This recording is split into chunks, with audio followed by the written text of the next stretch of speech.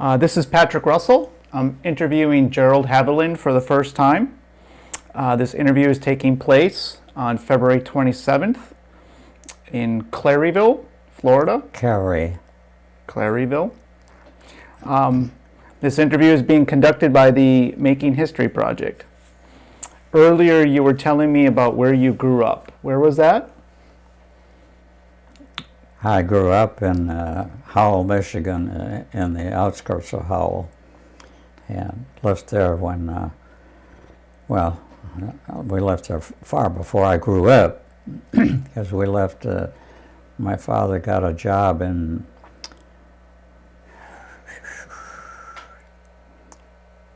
I can't think of the town, it was south of Birmingham, Alabama, south of Birmingham, Michigan. Bloomfield Hills was the community, and that was our first move after I was born.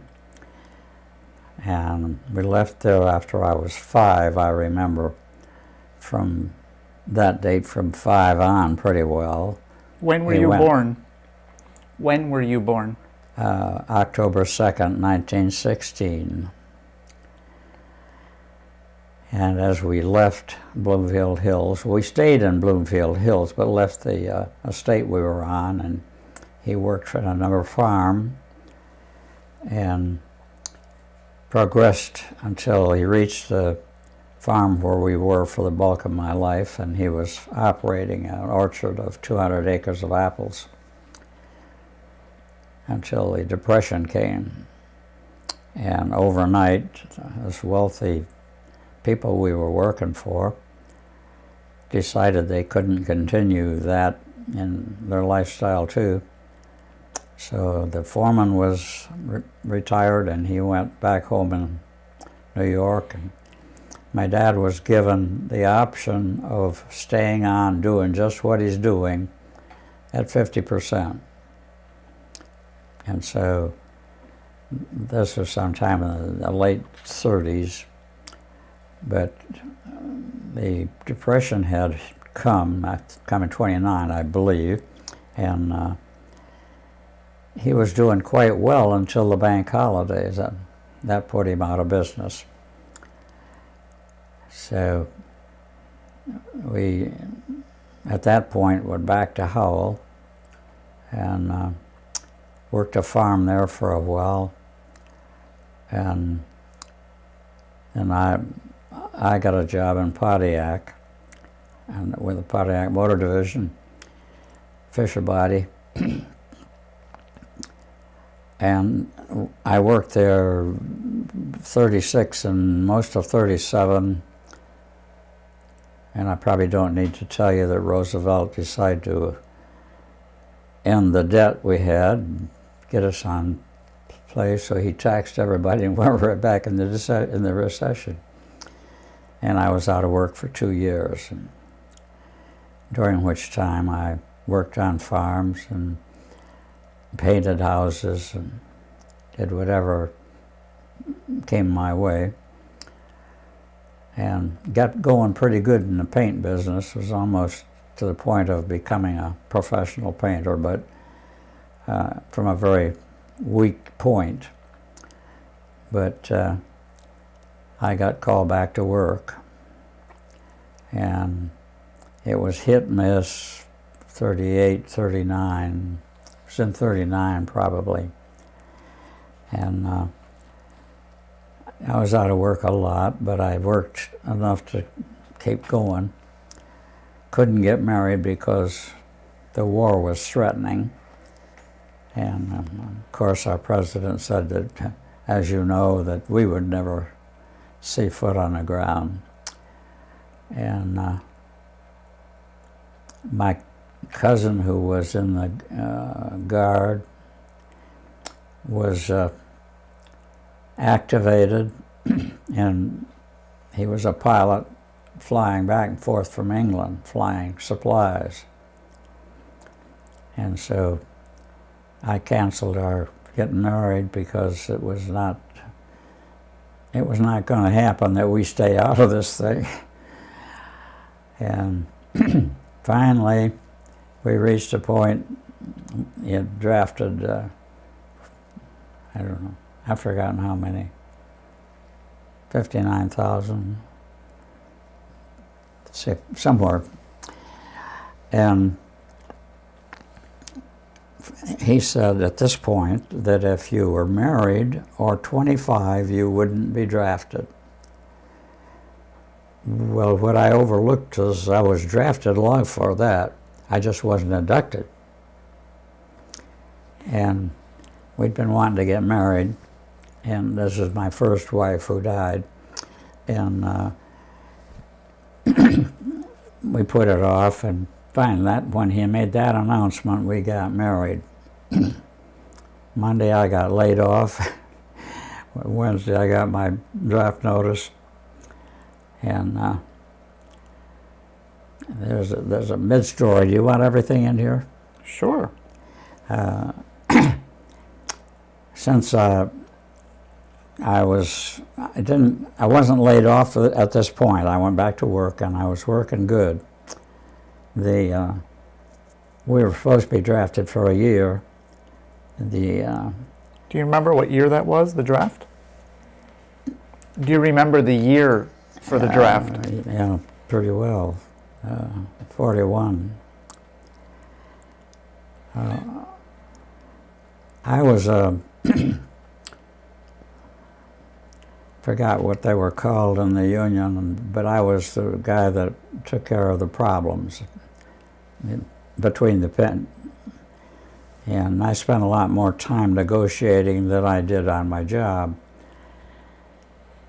And finally, a guy came to work drunk, and like a lot of drunks, you couldn't tell him anything. I couldn't get him out. And finally, somebody reported him. I got a call to the office full of people, and the plant superintendent said, he's drunk, and I'm going to fire him. I didn't answer him. He said, come on in. I went in, we sat down. I didn't say a word. I'm the professional bargainer. And he says, you have anything to say? And I said, no. You called the meeting. And he kind of smiled, and he said, tell me about this guy. Is he a decent guy? And I said, yes. Is he a good worker? I said, yes. And he said, I hate to fire a good worker. I just nodded.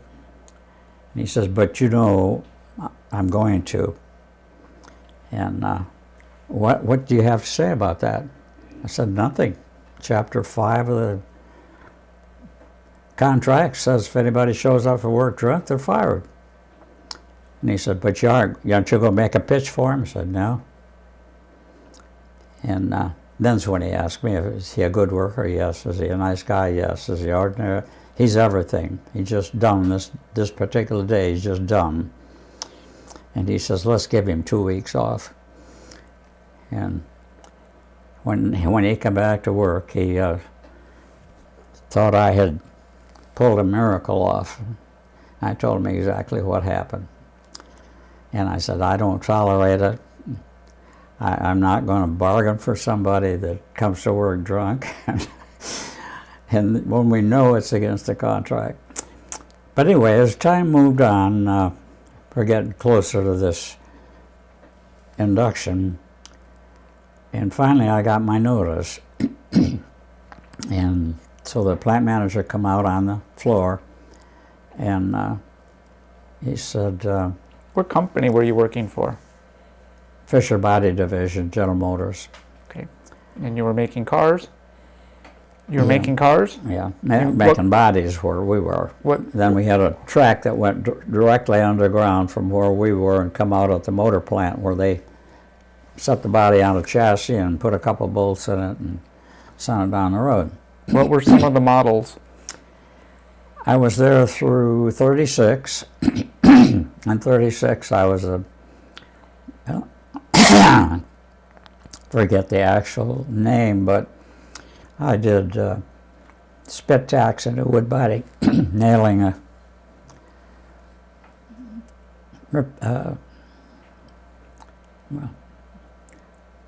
I can't think of it. Here's my noun problem. It's okay. The trim has to be fastened. I don't know what they call that, but upholstering. Okay. That's a pretty good name. And so I upholstered the doors on the 36 model. Following year, they come out with an all-steel body. And my profession from tack spitter in the trim shop, and I got to be I don't really know what some of the jobs were called that I did. I installed frames around the windows where hide the upholstery, and and then I graduated to doing the sill plates. They used to put a aluminum sill plate over the car where you stepped in to cover the body. And that, along with taking time out for bargaining, I was paid. The last job I had was called utility, and it paid 10 cents an hour more. And I took the place of whoever was on the line that wasn't there that day. Whoever was absent, I would take his job. So I worked on all the jobs on the final assembly line, even some on the glass line. One day, foreman came and asked me, he said that they need help on the glass line. And you care? And I said, no, I don't care. And I know what he meant. He says, well, then get over there. And I went, and we were installing deck lids. And I had the right side. And he said, can you thread the bolts with your left hand? I said, sure. So I held the line over there. I was decently well situated. I had a little problem with a trim boss who gave me a hard time, and you can cut out some of this, whatever you feel like. What were some of the names of the cars? But do you remember the names? The cars were Chevrolets, Pontiacs primarily, but we did some special Chevrolet bodies and some LaSalle bodies, if you will, if you go back that far. Cadillac put LaSalle out of business, but we're doing Cadillac bodies. And whenever one of those bodies got on the line, everybody followed it. That was important. And make sure you put enough tacks in, make sure you did everything right. And the trim line, that is the glass line, was not putting the dough up there to keep the trim solid. And I was putting backlights on. What they call backlights, they're actually trim. Put an electric drill in the hole where the screw goes, and out comes the headline and all the way back to the middle of the car. And that's costly and time-consuming and ought to be avoided. I had already told the foreman what was happening. He didn't do anything about it. And then finally it ripped, and I don't know how many I ripped, but finally he said, he stuck his head, his name was Tom Mix, and he stuck his head in the door and he said, if you rip one more headlining, you're fired. And I had a rubber mallet in my hand pounding the thing in. I said, if you stick your head in the door one more time, I'm going to hit you with this mallet. So he had me fired for the time being. And the manager asked me, did I threaten him? I said, yeah, I guess I did. And then he scolded me a little bit about that.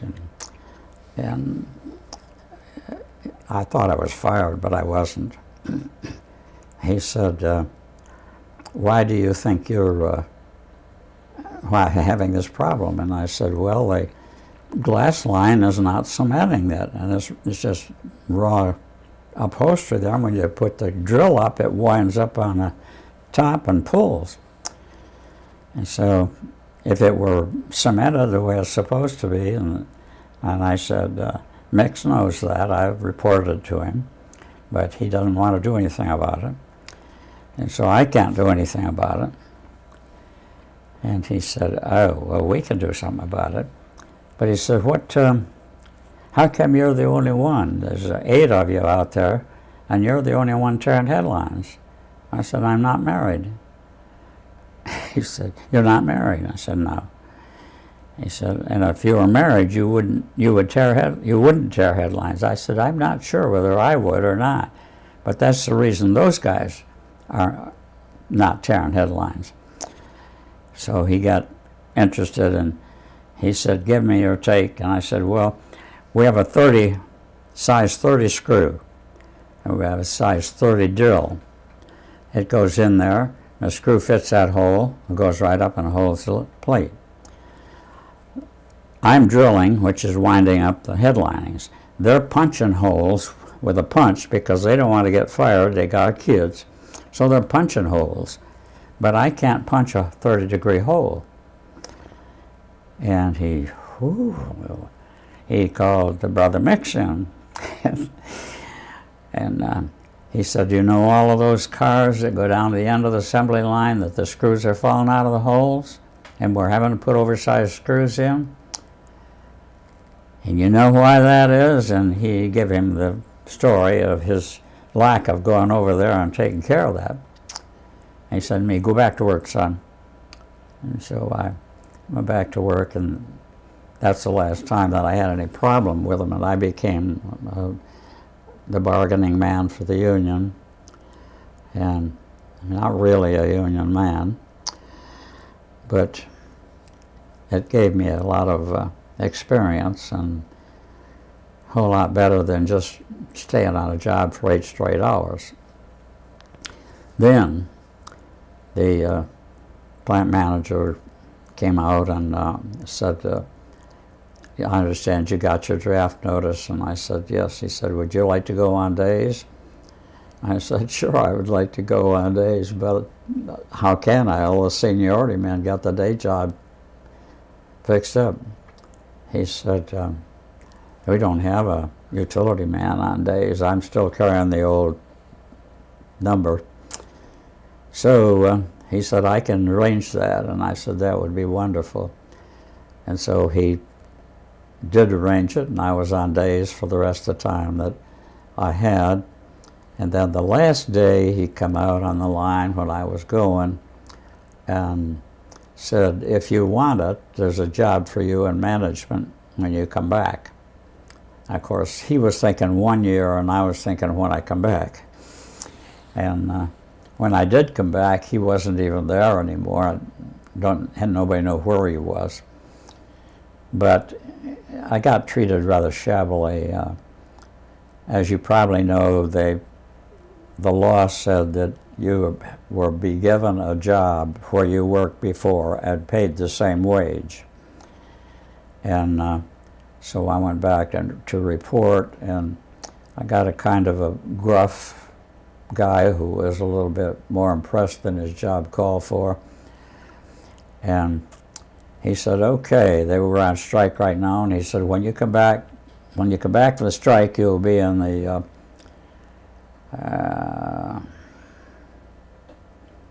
forget what they called the shop, but it was the dirty end of the automobile, all the grease, and you pound out the lids and put the lids on top of the car, and they weld a seam around them, take care of that paper top.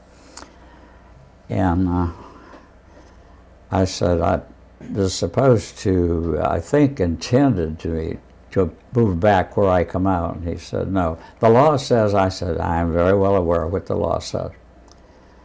But I don't feel like it's treating me very good to give somebody else my job while I'm gone, give them 2 raises, and when I come back, the only thing you had with mine is a dirty shop, and it's dangerous in there. Every guy working around with those heavy drills, and every once in a while somebody lost a hand. I didn't really want to do that. And he was impudent and said, well, that's where you will be. And he said, you don't have an option. Oh, I said, we always have options. And I left. I called a friend, and he had wanted to hire me, and he couldn't because his work was off. And so he said, hang on, and he called a friend of his, and I heard the conversation just as clear as could be. He said, we're just not hiring anybody. And he said, I'm going to send him over for you to see him and meet him anyway. And he said, okay, but I'm not allowed to hire anybody. And I got over there, called me in, interviewed me, and gave me a slip, and he says, go here and get a physical. And I said, okay, you want me to do that Monday? He says, I want you to do that right now, and Monday morning I want you on the line. And I had already heard him say he wasn't hiring anybody, and I was confused, but I took the job gladly. I'd been home a week, and about, I don't know, second day or so on the job, I was broaching, I don't know nomenclature but the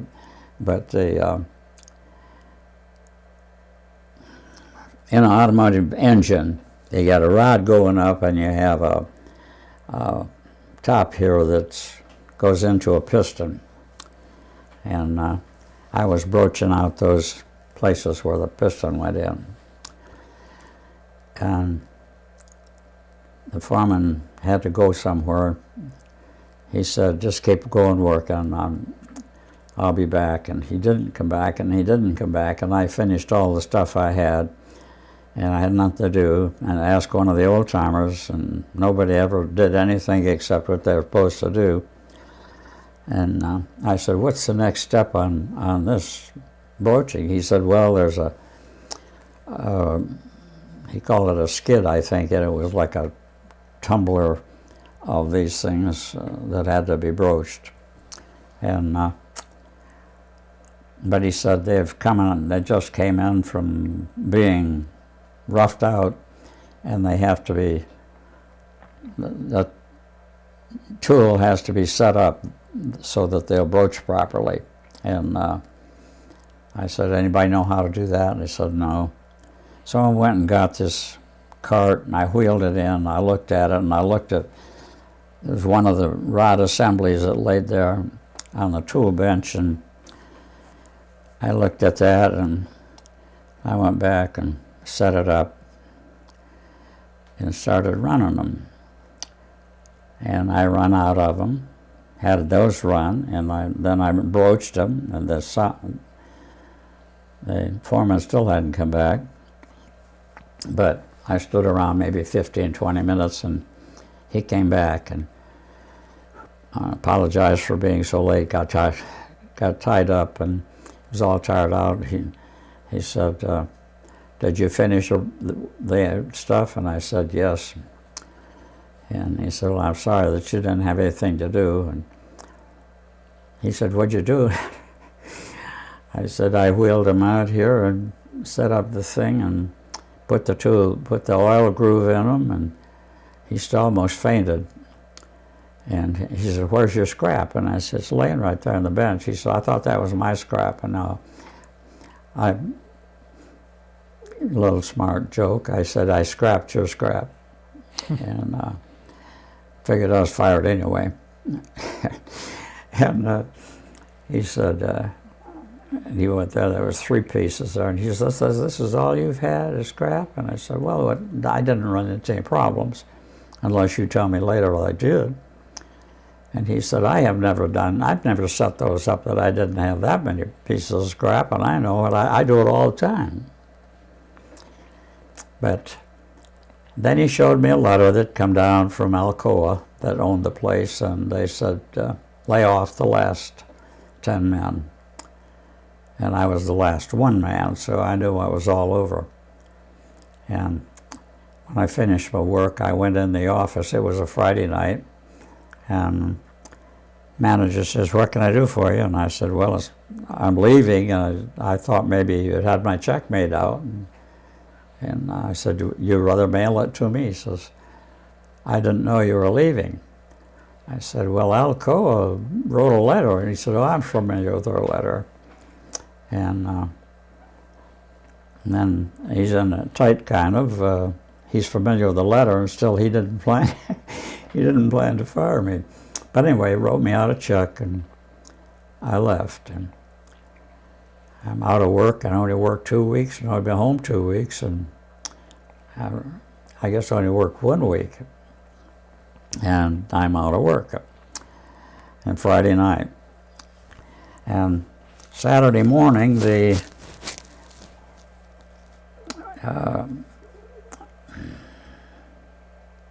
federal guy, he's a member of the Army. He looks after soldiers in the local area.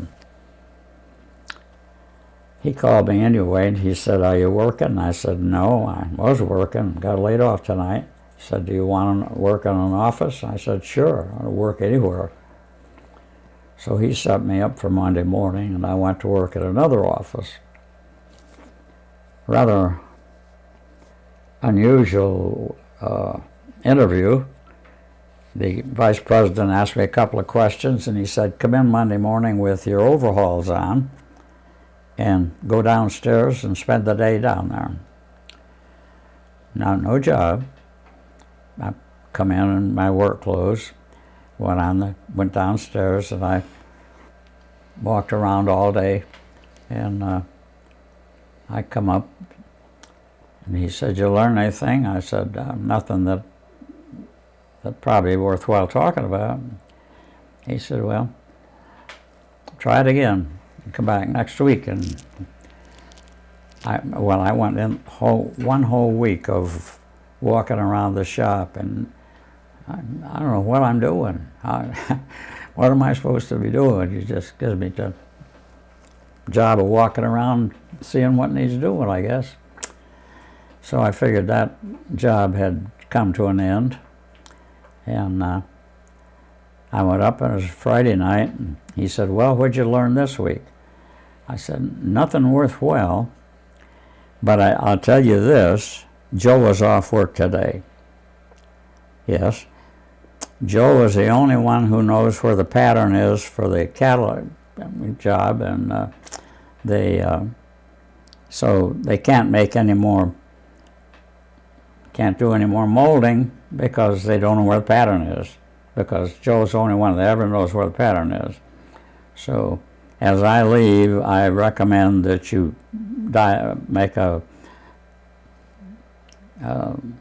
sheet to go by, whether it's a job for Cadillac or whether it's a job for somebody else. You know that particular molding belongs to that company, and put your patterns, catalog your patterns, in other words. He looked at me and he said, come in Monday morning with a tie on. And so I went in Monday morning with a tie on. He gave me a job. I didn't have a name for it, but I was keeping over here a file in order of what we were running, and if I had any problems, I could go back and look at them. And I wound up being they pulled a phone from anybody, like somebody phoned in and wanted to talk to the manager. I got the call. They wanted to talk to the foreman. I got the call. And then I knew, and I forwarded the information and set them up. I mean, that interestingly, in my invitation for the job orientation, they asked me what I had done in the Army, and I told them that I was in charge of, I was at communications platoon. What does that mean? Well, I'm in charge of radio and telephone and so forth. And he said, okay. And so the following week they come in with a switchboard, and he said, you're in charge of this switchboard because you did that in the Army. Well, I didn't say anything to worry about. put a girl on, and she was sharper than I was, and she knew the switchboard within 2 or 3 days, and that went on smooth.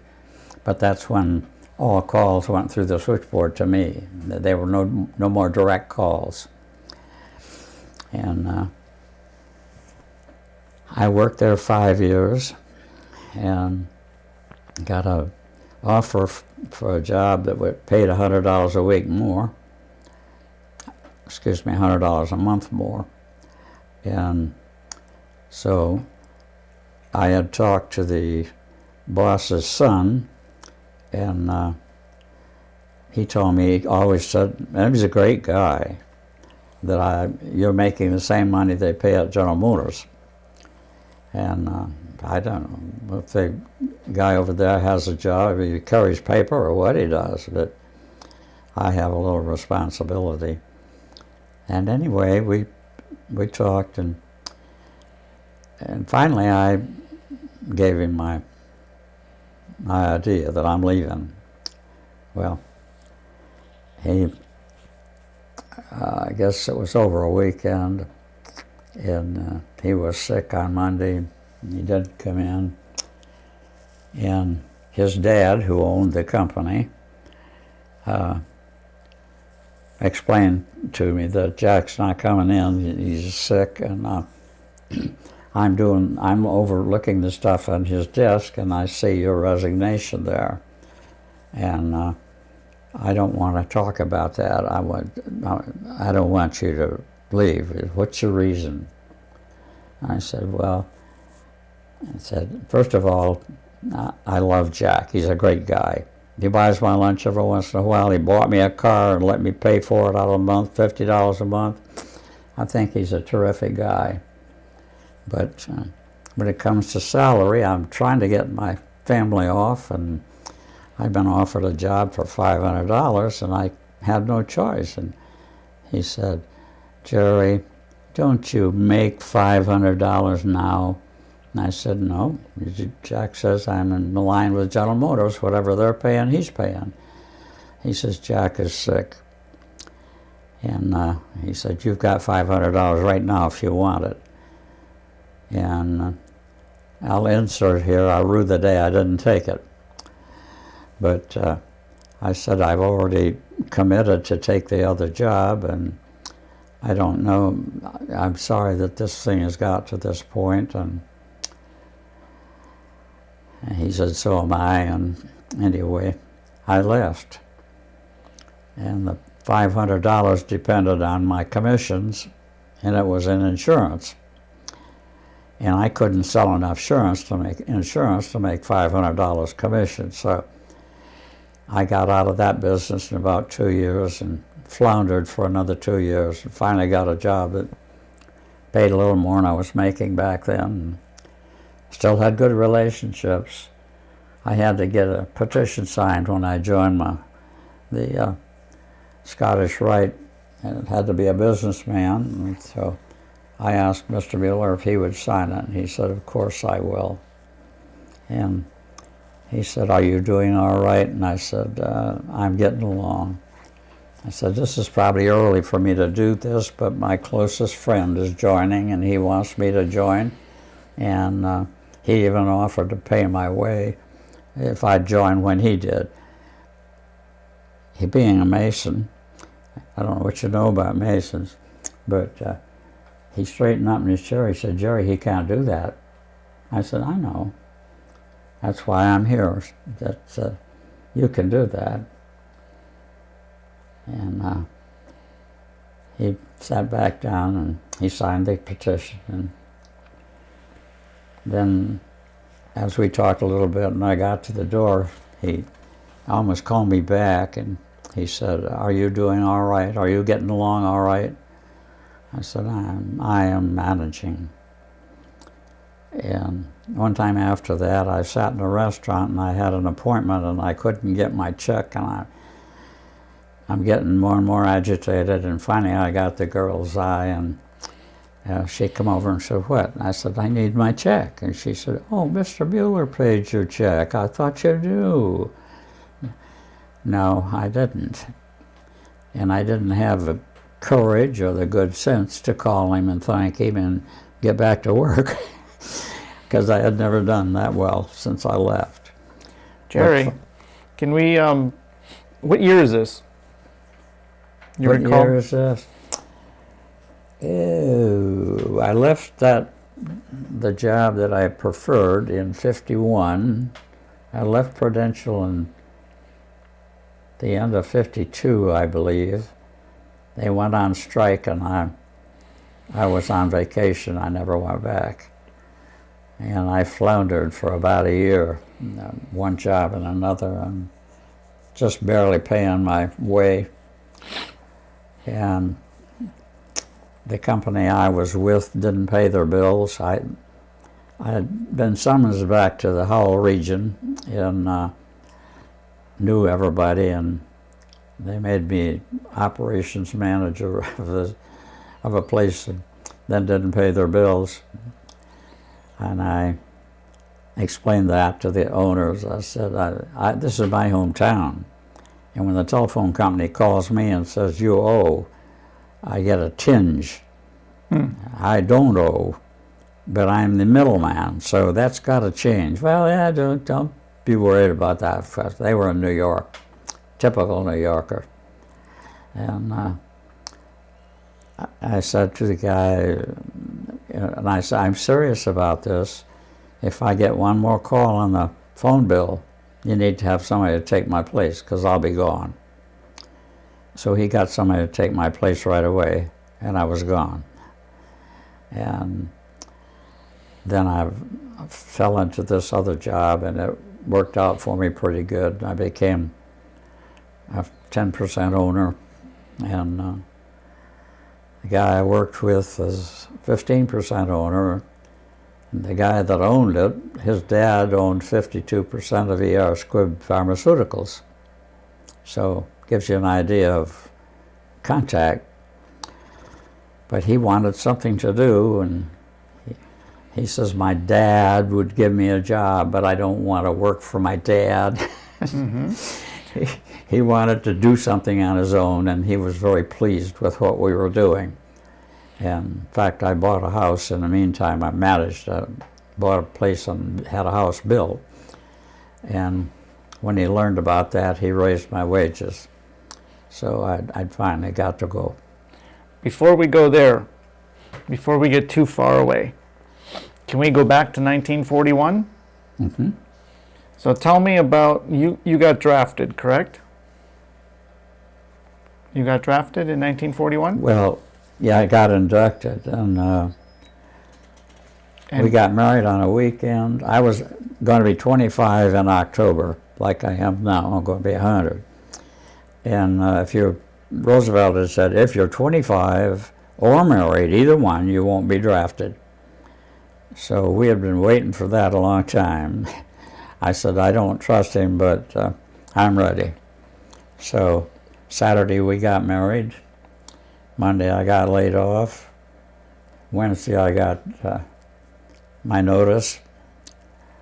And Fisher Body had a policy of, if you were, they just didn't put it in apparently, but if you were inducted into the Army, they gave you a $200 bonus. But you had to have a seniority, and I'd been off work until we got back, and I didn't have enough seniority. I liked 2 weeks. So I went to draft board, and I asked for 2-week extension, and the guy got, like a banker trying to give you a loan, you are drafted and you are going. And you remember what month that was? I finally said, I don't want to be ugly about this, but I just want 2 weeks. That's all I need. Put it off 2 weeks. He said, no. I said, you're the guy that's doing it. I'm not going until get that bonus. So I put in a resistance, I forget what they called it, and took about a month before they saw me. And then when they saw me, were boisterous and threatened my wife and acted horrible. So I reapplied for the second time. And this time I got a board of 5 psychiatrists and find out why this guy's frame of mind he's got. So they asked me why, and I told them that I've got my 2 weeks. He said, "Are you ready to go?" And I said, "Yes." He said, "What's been all the problem?" I said, "I asked for 2 weeks because it was a $200 bonus if I could get my seniority in before I went." And I said, instead of giving me the 2 weeks, the last panel scolded me and threatened my wife and a whole lot of things. And that angered me, so I reapplied just to get even. And one guy looked at the other guy, and they looked at the other guy, and they looked back and forth. One guy says, "You see why we're in all this trouble?" He said, "Go ahead, son, go home. You willing to go?" I said, "I'm willing to go. I got my $200, and I feel like it's my responsibility. Yes, I'm ready." Well, then it was some time. I wasn't inducted until the 21st of November. 1941. 1941. And I was inducted into Battle Creek and then on to South Carolina, Camp Croft. And I guess I just about got oriented there when Pearl Harbor hit. And my wife was coming down. Her birthday was 6th of December. And I believe that was the same day that the Pearl Harbor hit. And so I didn't get to see her until after we were restricted, not under restriction again. Everybody was locked in. They were afraid of guys running. You already were in basic training when Pearl Harbor? No. I was in European theater. Oh, okay. And anyway, I didn't even get to see her when she came because we were locked down. And that got over with, and I finished my basic training. I was taken to, I was offered the operation of radio or motor work. They didn't call it motor work, they'd call it something else.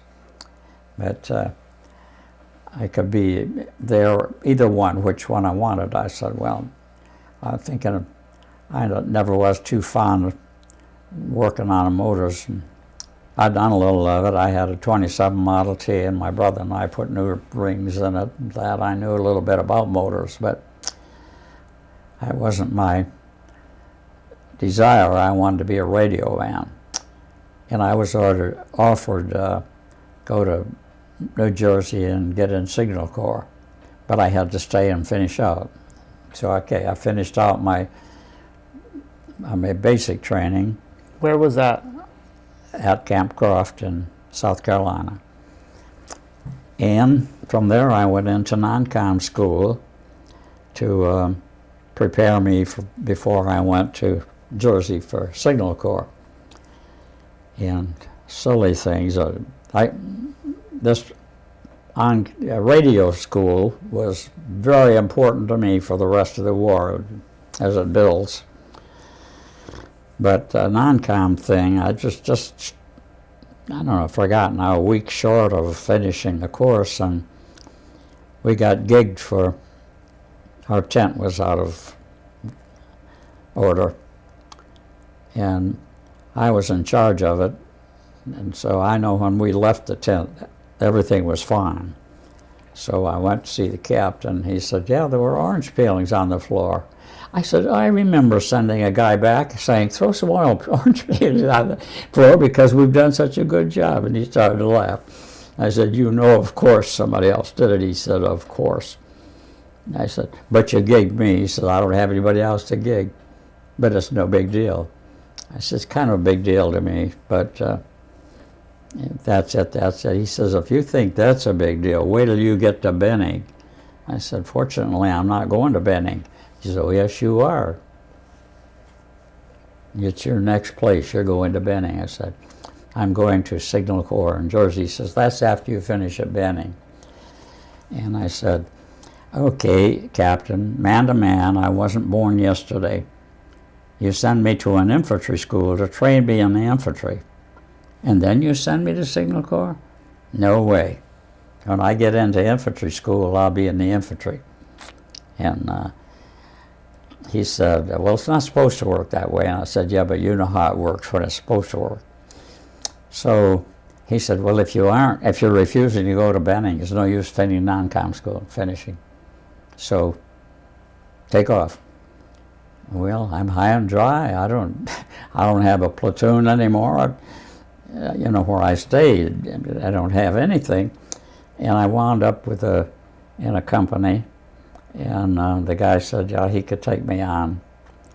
And he gave me the job of teaching rifle falling to officers.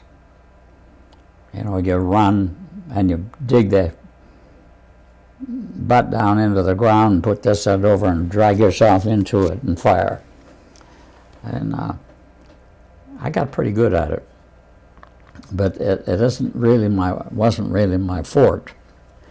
But he asked me how the officers, the captain did, how the officers were responding. I said, I guess they feel a little bit awkward about responding to a buck private, and I'm not supposed to know more than an officer, and so none of them want to do it. He said, I think we'll change that, and we'll try tomorrow again and see how it's working.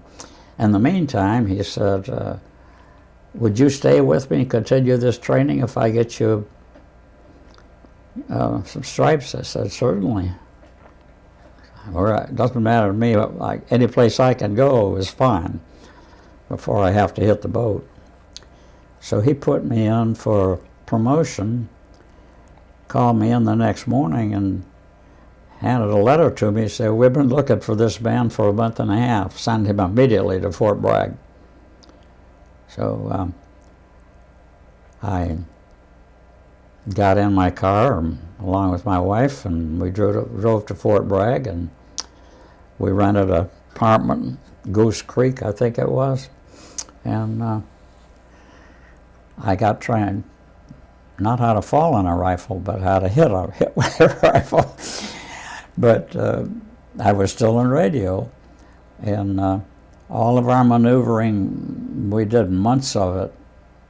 I think we maneuvered enough that we must know all we need to know for war, but we hadn't gone yet. And then one day it came. And what year was that? 43. So you've been training for over a year now. Must be 42. Yeah, it's 42 because we were in England in 43. We drew khakis, so everybody knew we were going south. And I'm trying to think of the radio announcer, well-known guy that told everybody when the girls in the movies was pregnant, and he said one night he said, that's the night we drew our khakis. He said that crapshooting 9th Division sitting down there in Fort Bragg with a war going on, and they got some kind of protection, they're not getting in it. We turned in our khakis and waited another couple of weeks, and on October 23rd we shipped out 2 separate ships. All of the elite was on the Duke, and the rest of us were on the George Clymer, USS. No escorts, just 2 ships out on the ocean. And we landed at Port Leote, that's French Morocco in Africa. And we were set up for a dawn. Nobody's supposed to know we were there, but word got out, and we'd been given a roll of brand new shiny pennies. And the code was, the guy saw us, said this word, I can't remember the word, just an ordinary word, and we hand him the shiny pennies, and it's all over. But French Moroccans under German control were a little bit hesitant, I guess, to not show some resistance. So they sent a plane out, a little biplane out of the fort, come out over the ship, and by this time we'd had a destroyer escort us in. And I've been at that plane come in the air, this little boat, took him out. And he tried his best to hit the ship. We could see his face. He's coming down right by us, but he couldn't get it cranked down tight enough to hit the ship, and he went in the water on the other side. And now we were supposed to land. In fact, I think we had landed at that time, because I had loaded my radio equipment on the landing craft, and the major looked down. He says, "What are you doing, Haviland?" I said, "I'm getting ready to go." He said, "You are not. You're going when I go." I said, "Well, let's get in the boat, Major. We'll land under darkness. There's no time to wait till the daylight to go." And he said, "I'll tell you when." And so I climbed back on the boat. What was the name of your major? Do you recall? But the major, no, I can't remember his name, bless his heart.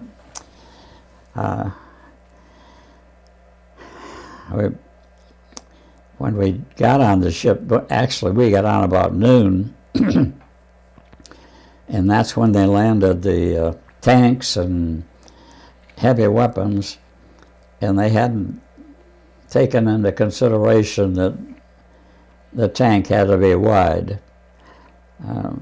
If you here's the craft for the tanks, and the tank is here and here. All it has to do is a little wave on in that tank, tipped it over. And all of every tank they had tipped over in the bay. So we had no heavy weapons, and we had been given orders that nobody has the rifle loaded. No ammunition, because they didn't want some hothead to shoot the bull. We're on the third wave, and I'm sticking a bunch of ammunition in my rifle, and there was a major, not our major, but a major on our boat. And he says, "What are you doing?" I said, I'm loading my rifle." He said, "You know the orders." I said, "That was yesterday." He said, "We haven't heard anything since." I said, "No, but a plane has been sent out to crash on our boat, and that means they know we're here. And the 2 waves are already in. The third wave is the one that's got everybody's attention, and we need our rifles loaded." He said, "Well, I order you to unload yours." I said, "Sorry, Major, but you want to get on the shore with no fire, you go ahead. I'm going to have my gun loaded." He said, "Okay, we'll talk later." Well, when we landed, he said, "Everybody hit the beach," and I'm carrying almost 100 pounds of radio equipment, walking the sludge sand, but beach, but just barely tugging my way along. And there's a fence row up there. If I make the fence row, I could be below target. And the same major said, "I set everybody down." I said, "Just about everybody did get down." And he says, "I'm giving you one last order. You get down." I said, "We'll talk about it when I get that fence row. I'm not stopping now with this load of equipment. I'd never get up again. You guys got to jump up and run and all that. I can't jump up and run. I got to keep walking." And he said, "Well," I said, "Save it, Major." And I walked to the fence. Nobody ever got shot at, which was pretty terrific. What city was this? They were, first two waves were under fire. By the time the third wave went, they was putting all their fire out on saving the fort. Of course, we didn't know that, you know. I dug a hole, a major dug a hole, my major now, my commander. And we got in and another hole, and I had a buddy that wound the dynamotor for me while I run the radio. And he was with me 2 days. The third day, a chaplain asked me if he could have him, and I told him he could. And so he was with the chaplain the rest of Africa. But I was the only guy on the shore, well, my buddy was there, that could call the boat, the little destroyer. They would give me a target, I give it to the destroyer, or the destroyer would get off 4 shots, unless I said 2 shots. But otherwise, everything was 4 shots. And that went on for 2 days, and it kind of tapered off, and we didn't have much going. Because next thing we know, we found out they had already got the fort. And the way they got it is there was so many... Which fort is this? Which fort? It was Port Leote, so I don't know what the fort was, French Morocco. And they had so many people there that they just run up over each other, lay down and run up over a bank, and over the fence, and opened the gate and, without any resistance, and took the fort. So 3 days ended it. Now the elite section, the elite boat went down, stayed down Africa. What's the biggest town down there? Movie star down there that had a, can't even remember this movie star's name. He was a big timer, and this girl was big time, both of them. They later had a story about being in a river with the worms on them. If you remember the Talk It All, that was the thing of the second show, was showing you these, I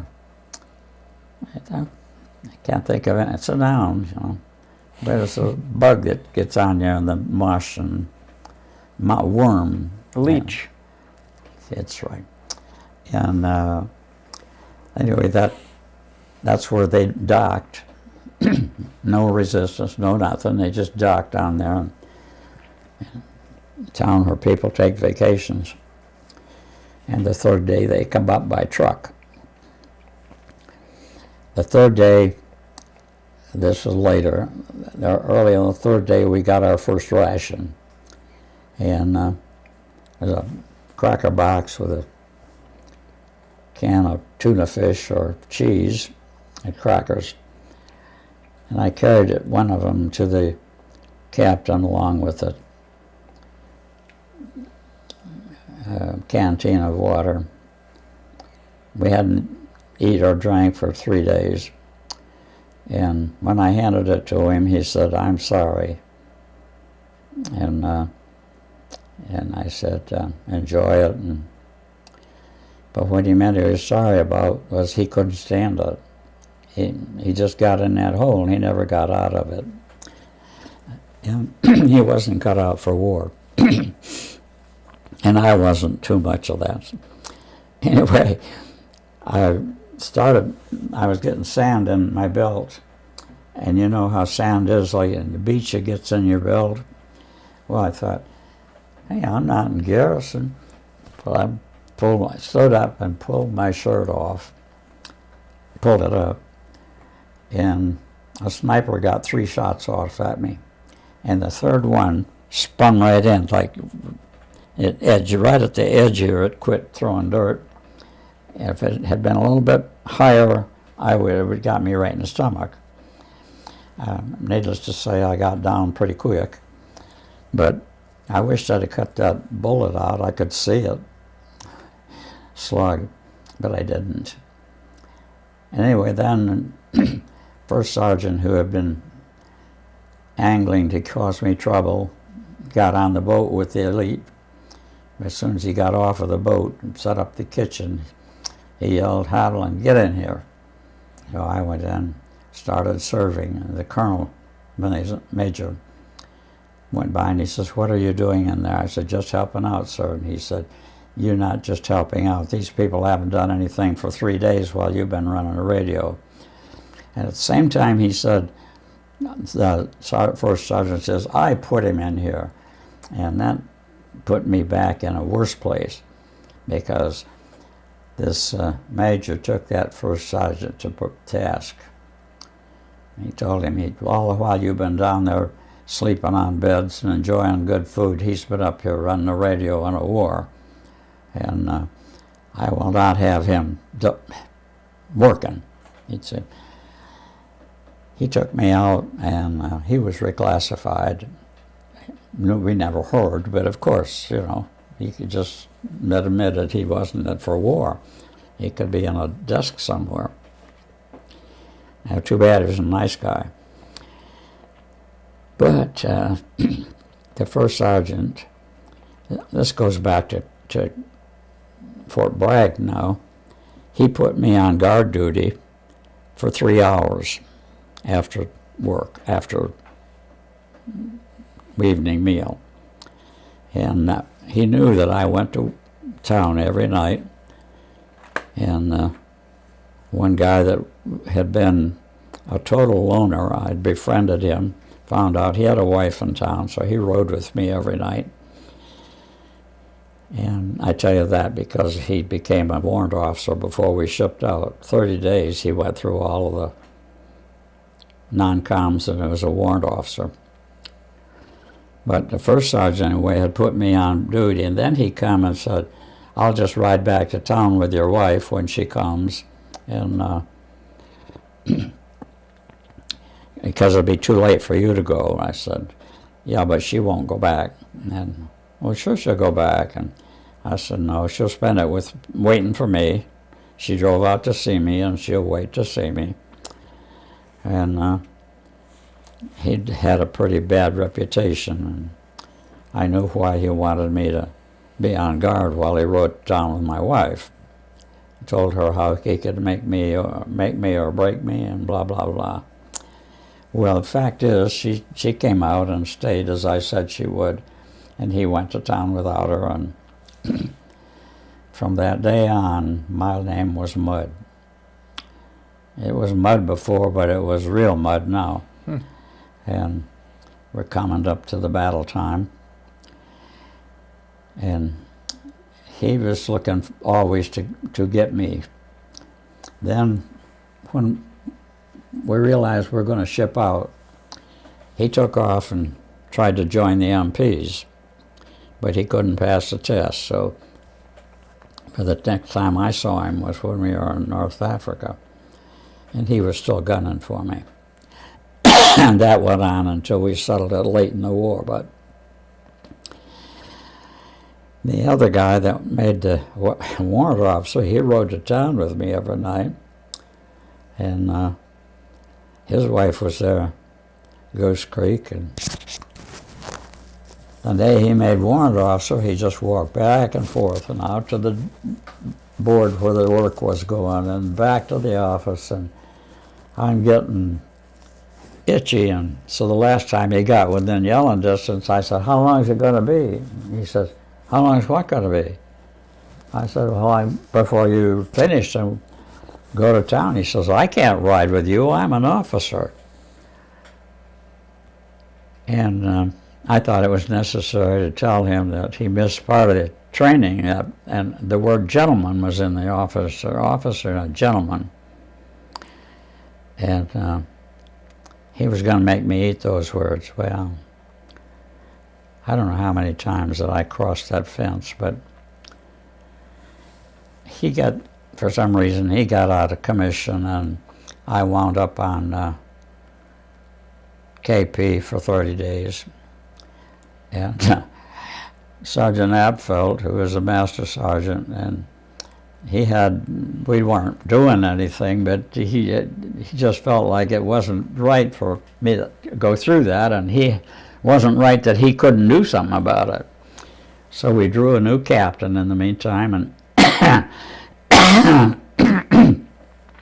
Sergeant Apfeld talked to him and said that I had done nothing to be there for 30 days, and that he needed me, and he said, well, I'm sure the first sergeant is doing his job, which you would expect. And then about a week went by, and Sergeant Apfel came up to the office, and the captain says, Sergeant, I have a T5 rating allowed for your platoon. Who do you want? He said, Haviland. And Sergeant Webb says, I won't promote him. He looked over at him. He says, well, you don't have anything to say about it, Captain. Sergeant, he's going to be in this man's platoon, so he can have anybody he wants, and you don't have anything to say about it. Well, that was a great day, but not for me. I'd have just soon stayed there and peeled potatoes. But I was on his list right on. What was your highest rank? The sergeant? No, yours. What was your highest rank in the military? Master sergeant. Just before the war ended. And I was working as a warrant officer, but they couldn't promote me because there were too many officers in the division. So I did the warrant officer's work and the master sergeant's work and the radio's work, and I had good times. And what type of weapons were you trained in? I guess the 03, but I never used it that much. Well, I did. I never used it against the enemy. Radio never took me there. I carried that heavy weapon, but not very long before the M1s come out. Okay. And I carried an M1 until I became a tech sergeant, and then they gave me a carbine. And during the time I had the M1, and I'll tell you this because it's right now I have a letter somewhere that something needs to be done about. But we had a guy with us that was given to us and said he's here to study and inform, and the guy was not compatible. We began to suspect that he was not American. And one night we were sitting around and somebody asked him a question, and he said, oh, I think I was in the States at that time. And so they said, oh, you were over in the States? He said, yeah, I just come back. And he said, we've been wondering about little Abner. What have you heard? What was the scoop over there about little Abner? He said, he's doing fine. He expects to be back soon. And I got up with my rifle and I said to Joe, who was one of my radio operators, I said, would you frisk this gentleman to see whether or not he has weapons? And took him by surprise, and Joe patted him down and went pretty thorough into the legs to see if there was any belts and knives, and he said, he's clean. I said, okay, take that 4-inch pin off of his breast there, because that's an article of war. And the minute that Joe touched that, he gave him a hard right, knocked him back about 10 feet, and he fell on the ground. And simultaneously, I went through the butt proportion with the rifle and tipped it over, and he was on the ground, and I put it right in his mouth. And I said, Joe, are you all right? And he said, yeah, I'm fine. I said, well, you come back and get the pin now. He's had a change of heart. And they took a pin off him, and I sent him back. And instructions, you know, turns out he's an SS trooper. So you had a spy in your midst? You had a spy? Yeah. Where was this? I have no idea. You don't recall where? It was later on in the war, because I made a tech sergeant in England, so it was in the last half of the war. Well, why don't you take us how you got to Normandy? Before what? Take us through how you got to Normandy. Oh, well, we went through another campaign in Sicily. It didn't amount to much. But in Sicily, I became a T4. And I was away from the unit more than I was with it. In the Tunisian campaign, I was on my second detached service at that point, and I'm backing up now. And I'm the colonel's personal radio operator. And we had a colonel that he was a good colonel, but he didn't know how to ask a question. And I finally worked with him on it, and not to my advantage, but he asked me to get 2nd Battalion, and he'd heard me call 2nd Battalion and nothing happened, and call it and nothing happened. And he turned around aggravating, and he said to me, tell me why you can't get 2nd Battalion. He's a colonel. I'm a T5. I know when somebody doesn't answer me, I haven't got them. And I just sit there. And he says, well, I said, well, I thought maybe if I didn't answer you, Colonel, you'd realize until I answer, you don't have me. You made your point. And later on, when he cooled down a little bit, he said, what do you believe might be the reason that you're not getting an answer? I said, oh, multiple reasons. The operators could be so close to the Germans that they don't want to turn the dynamotor on. Or they could all be dead. Or they could figure they didn't want a DF put on them if they've been in this position very long. Multiple answers that I don't have any idea if any of them are true. I said, I know some of the operators have been sent back. Well, at 2 o'clock in the morning, I got a call to headquarters, and captain said, I've got to send you to 2nd Battalion as a radio operator. And with tears in his eyes, he said, and the colonel said he wanted you to go. But I said, I understand that. And I said, don't worry about it. I'll be back. Give you a hard time later. And he gave me a guy to go with. Now this is evening of Easter Sunday, when you have the sunrise service, 43. And whatever date that was in 43. And the guy that went with me walked with me almost to the end, just slightly breaking day over the end, and the Germans started pouring over that hill, and our guys started running. And the colonel yelled out, back to your guns, we've got them outnumbered. And they went right back on their guns. And there was a machine gun fight there for probably a good hour. I hit the ground immediately. The guy came with me was gone. And I had... You're with 2nd Battalion at this time? You're with 2nd Battalion at this time? Yeah, okay. I haven't reported to the colonel yet.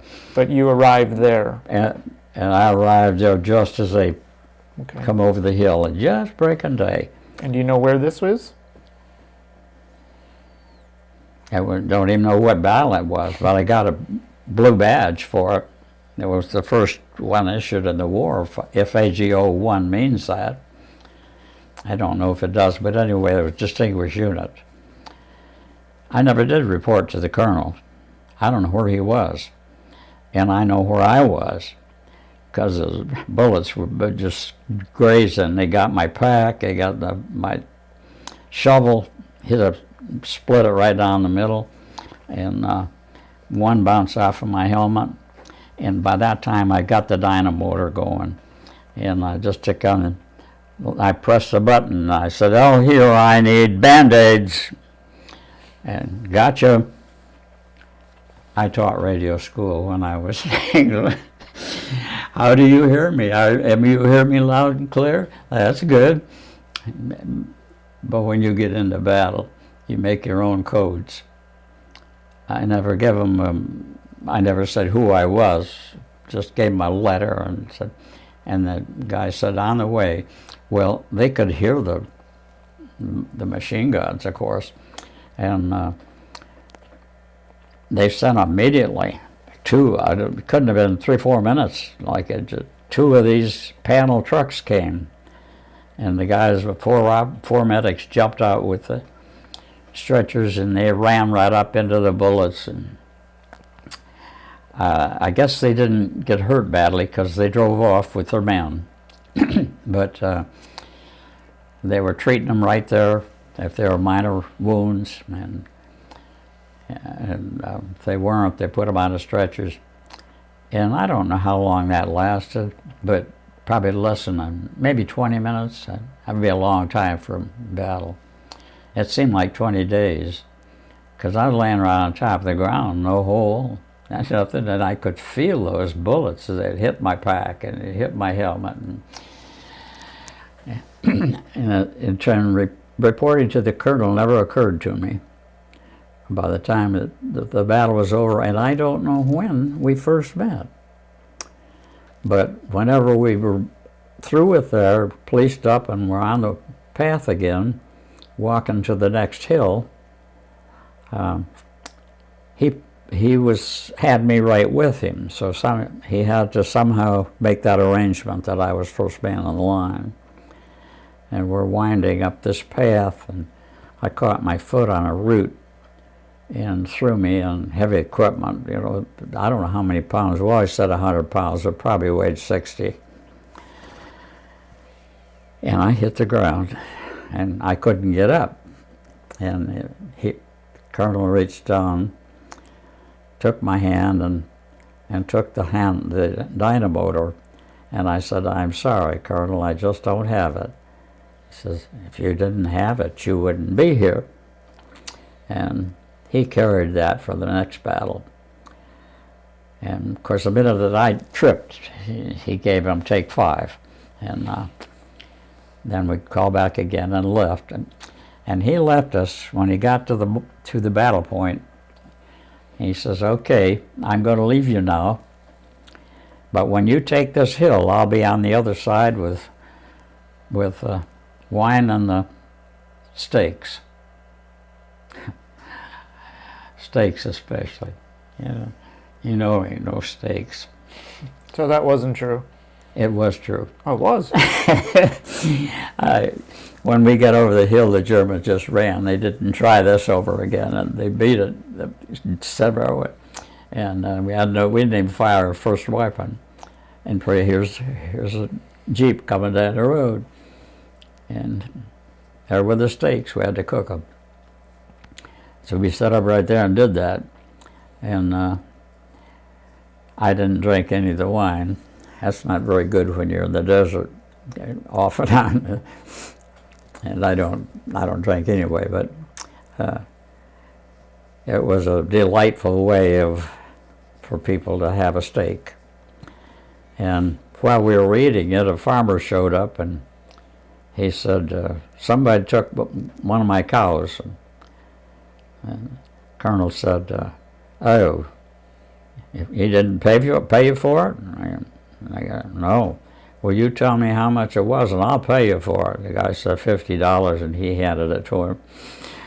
And the second time I saw him do something like that one. After the campaign, they probably not completely after, but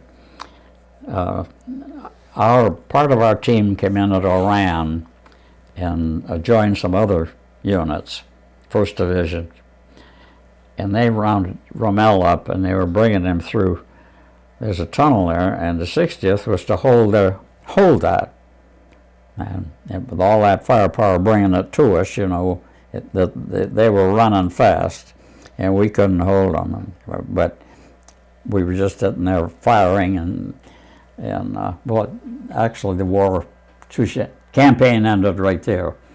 But this colonel, who was kind of a dud, I had a story on him too, but I didn't tell you that. He said to the lieutenant colonel, he said, have your men shave and clean up. They got looking pretty bad during a battle. And Mike looked at him, he says, how would you know? You never got your face out of the ground. He said, that remark would cost you $50. He said, it was worth it. That was the colonel, that was lieutenant colonel that was handling the 2nd Battalion. And he was a great guy. In England, well, they had Hap Arnold and all the other high-rating officers. They checked us out to see whether we were, you know, worthy. And we had to be in full dress and do just everything. Well, then they come around going down the line with each man, to make sure he got his buttons buttoned and all that stuff. And when he got to me, he says, where's your division unit badge? I said, I was never issued one, sir. Don't tell me you were never issued one. He turned to my captain, he said, get him a badge. Yes, sir. And they waited and they pinned that badge on me, distinguished unit. And of course, my outfit didn't know anything about a distinguished unit. And the last time I saw him, I was going up a hill. He was coming down in a Jeep, and he had a scarf over his arm. And from here to here was no meat, just bone. And he's just looking over, and the Jeep went right by me, and he says, give him hell, Sergeant. And I do my best. And that's the last time I ever heard from him. I heard of him. He was in Montana somewhere. He lived, but what they did about that shoulder, I don't know. But he offered me a sergeant's job if I would stay with him. And it looked pretty good to me because I didn't have any chance of getting any degree, any stripes. And I said, I don't know whether I want to do that or not, Colonel. You're kind of a rough bunch for a kiddie, a farm boy. And he said, well, he said, when this is over, they'll be spit and polished. So check your shoes, see that they're shined. And so, of course, you knew that. And he said, if you're in 2nd Battalion, I don't do that. And I said, yeah, but when we're out of that spit and polish, you're back in uniform again. And he said, where are you now? I said, that's a good point. I did a lot of detached service. And so I said, okay, for a sergeant's stripes, I'll stay. He put me in, and the letter come back. He's too valuable a man to put up there. We've got to keep him behind. You know, you're too valuable to get a stripe, but you're not too valuable. I laughed about that more times. But I was on detached service so many times. I was on detached service once with Montgomery for a day and never saw him. Saw the one guy, a sergeant that I was assigned to, and we sat on the side of the hill, and about every 20, 30 minutes somebody shot at us, and we'd pick up the gun, shoot back, and sits there and he says to me, "Would you like a spaghetti?" And said, "I'd like anything different than what we're doing." So he made some tea, built a fire right there on the side of the hill with the enemy in view, and brewed some hot water, and we made some tea. He shot a couple of shots at us while we were eating. We didn't return any of them. While we were drinking, we didn't eat anything. And my time was up, and I was sent back to my base again. And then when Tunisia fell, we went to Sicily. And Sicily was a piece of cake. The Germans were running, but were there. I come by a field there with corn, and one of the guys picked 6 ears of corn, so he said, "We'll have some corn for supper." And we're coming into a village, and so I said, you don't have to tell people what we're doing, they know, but so we just kind of ease in here and see that everything's all right. So we stopped, and we looked down into the main street of town, the fountain. There wasn't a thing going on in the town. I said, "Boy, it is dry. I don't understand that." And I said, "You guys stay here at the car, and I'm going to walk down to that fountain. I'm going to wash my face," and just dusty and black. And so I took a bar of soap, and I washed my face and wiped my hands, and a little boy about 5 years old come out and stood there and looked at me. And I talked to him, but he didn't know any English, of course. But his family began to think maybe he was too forward, and so they've come out. And the guy says to me, he said, "We were very withdrawn because the Germans, when you come up on the hill, they were still on the other end of town. And we didn't know whether they were going to come back or what was going to happen, so we stayed in the house." And I said it was probably smart. But he says, "They must be gone now." So we talked a while. He asked me where I was from, and I said I was from Michigan. And figuring he probably never heard of Michigan. "Oh," he says, "I was in Detroit for a while." He said, "Maybe you know Mahangale." He said, "You're in a town in Pennsylvania." Well, I said, "No, I don't know Yahungle." But he was in Detroit working, and I said, "What caused you to leave Detroit?" He said, "Got in a little trouble." And that's all he would say. And he said, "Did you pick that corn up on the hill?" And I said, "Yes." And he said, "That's my field." And I said, "Well, we'll pay you for the corn." "You will not pay me for anything." And they were very friendly, and we enjoyed it. Boys cleaned up while they had water. And we went on. And finally, we come to the end of Messina. Same thing as Tunisia. Jerry, take a jeep and go in there and see if you can stir up anything. And took a jeep into Messina, and I couldn't even find anybody that talked English, let alone German. I reported back on the radio, "Town's clean." Okay, back to port. So frequently I got called back to quarters.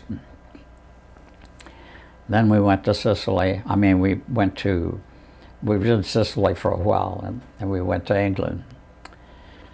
I had a Jewish boy, gold brick, but a nice guy. I had a Jewish boy who was a gold brick and not a nice guy. But anyway, this guy was, back in England, my troop had to dig a trench away from some water to haul it off, and he's sitting on the top of the ground, and all the guys are shoveling dirt. And one of the colonels came out, and a lieutenant came in and said, "Is that your man out there?" And I said, "Yep." He said, Did you assign him that job? I said, no. And he said, and you're going to let him do it? I said, don't bother me. And he said, well, that's not the way things are run. He said, you assigned him to dig a ditch, he should be digging a ditch. I said, I don't care who digs a ditch. If they don't, those guys don't care, I don't care. If they called me and said, hey, this guy not working, then I'd be out there saying, maybe get in the ditch. But otherwise, if they're happy to have him direct the operation, it doesn't bother me. And it doesn't, his name was Schaefer. And when, just before we left Messina, I got a call that said, come up to headquarters. And I jumped in the Jeep and took off, and he flagged me down. He said, where are you going? I said, I got a call to headquarters. He said, can I go? I said, get in. So we got in, and what the headquarters was is they treated us to a dinner. And I was a ranking man in that area. And so this was headquarters, and they had a lot of Jewish people. Now, Jewish people are smart and do a whole lot better in the offices than non-Jewish. I don't know if you were aware of that, but they seem to be that oriented and doing a good job. There are a bunch of them up there. We got out of the Jeep to walk in, and there's about 6 Jewish boys from headquarters standing up there. My boy calls back to me and he says, hey, say something to these people in Jewish. I said, I thought it would be a shanda for a goyim. And they're laughing and laughing. They said, what'd he say? They were telling. He finally got me telling them what they were. They were laughing. And that means that would be a shame for a Gentile. And I only know that because from another Jewish boy I had as a wire chief was used that phrase quite often. And if somebody said do something, he'd say that'd be a shame for a Gentile, especially me. He was a terrific wire man. He was in charge of wire. Now, I said 3. The other guy that was a gold brick, and an ugly gold brick, nothing satisfied him. Always a problem. And when you say gold brick, what do you mean by that? Yeah, you know what a gold brick was? No. What's a gold brick? Gold bricks are guys who get out of doing the job. One way or another, we squeeze out of, so they don't have to do a job. And but he would do things that would get me in trouble. And I'm telling him, you just got to shape up. And so this one day, he had pulled a boo-boo, and he thought it was cute. And I said, I don't want you to complain. I want you to be happy. But the next time the charge of quarters sticks his head in that door and says, Sergeant Haviland, I want a man. Get up, get your stuff, and go. Don't wait for me to tell you. Just do it. And first thing that happened, Sergeant Haviland, I need a man. Nothing's happening. And so the runner says, did you understand me, that I need a man? I said, yeah, he's getting ready. He's a little slow, but he's getting ready. He got up and heavy his stuff. And he was so angry, go back and forth. And Schaefer was up here on a bunk. And he gets up, he stops right in front of him. He says, how come everything is me and Schaefer? And Schaefer come over the head with his belt, hit him with the belt. He says, speak for yourself, baby, I'm doing all right. Well, he's still beefing and just ugly. And he got as far as the door, and my wire chief come in. And he didn't know anything about why I was being ugly, but he kicked him right through the screen door out into the dirt. He says, if Hitler wins this war, you will find out who's GI. And he went on and did his job. I finally had to get rid of him, and I don't remember how I did that. But we had a little space between fighting, and we were on the road. And captain has said, if anybody doesn't want to get up in the morning, they don't have to. But if you want to eat breakfast, you will be there at breakfast time. And everybody understood that, except the Jew boy. He got up about 9, and 8 o'clock was the deadline on breakfast. And he's going up to breakfast with his mess kit, and some of the guys yelled at him, "You're not supposed to go up there after 8 o'clock." He went up anyway. It was about 9. And he got his mess kit full to come back, put it on the Jeep, and ate in front of him.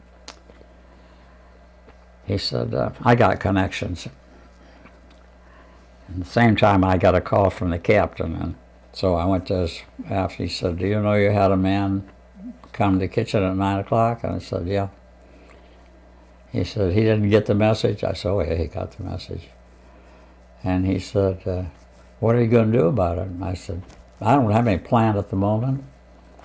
And I said, you shouldn't even know about it. And he said, why not? I said, well, the mess sergeant should have just told him no. You're not supposed to eat after 8 o'clock. Get. But the mess sergeant goes ahead and feeds him and then cries to you. And so he said, well, anyway, what are you going to do about it? I said, I don't know. I'll just wait for the opportunity. And I got back to the side, and just as he's telling the guys he's got connections. And so when he finished, I said, when you finish with your mess kit there, you're wanted at the kitchen. Somebody that you got connections with, I don't know who it is. And he said, what are you talking about? I said, I don't know, but just go to the kitchen and take care of your connections, and we'll see you tomorrow. And so he never saw anybody so GI. And this was his line, you're just so GI. Cussing all the way to the kitchen, and what does that mean, so GI? Government issue, but it's it's not a government issue at all. It's just, if you're a government issue, I guess you're a GI. Anybody's a GI. Mm-hmm. But he got his day in, and sometime along the line he was gone, and I don't remember what happened. But he was the bug. My wire chief was a dream. He had that wire section constantly in the right places. I finally took it over, and I don't know how much you know about Army, but if you're the next guy in line, you get to be, in this case, a platoon chief. I was a radio chief. Now I can be a platoon chief, platoon sergeant. And at point, and I don't know when all this happened. I've tried to redo this story in my mind when I became platoon leader and when I became warrant officer without the rating. I don't know when they happened. It just seemed to blend in from day to day. But I was laying some wire one night, close to night, and captain come out. Now this captain was real special to me. He was a guy that kept me in line quite a bit of the time, but he's going along with the wire going across the road, and I'm putting the wire in where it belongs over here for something else. And I said, what are you doing? He says, I'm laying my own wire for a phone because I have such a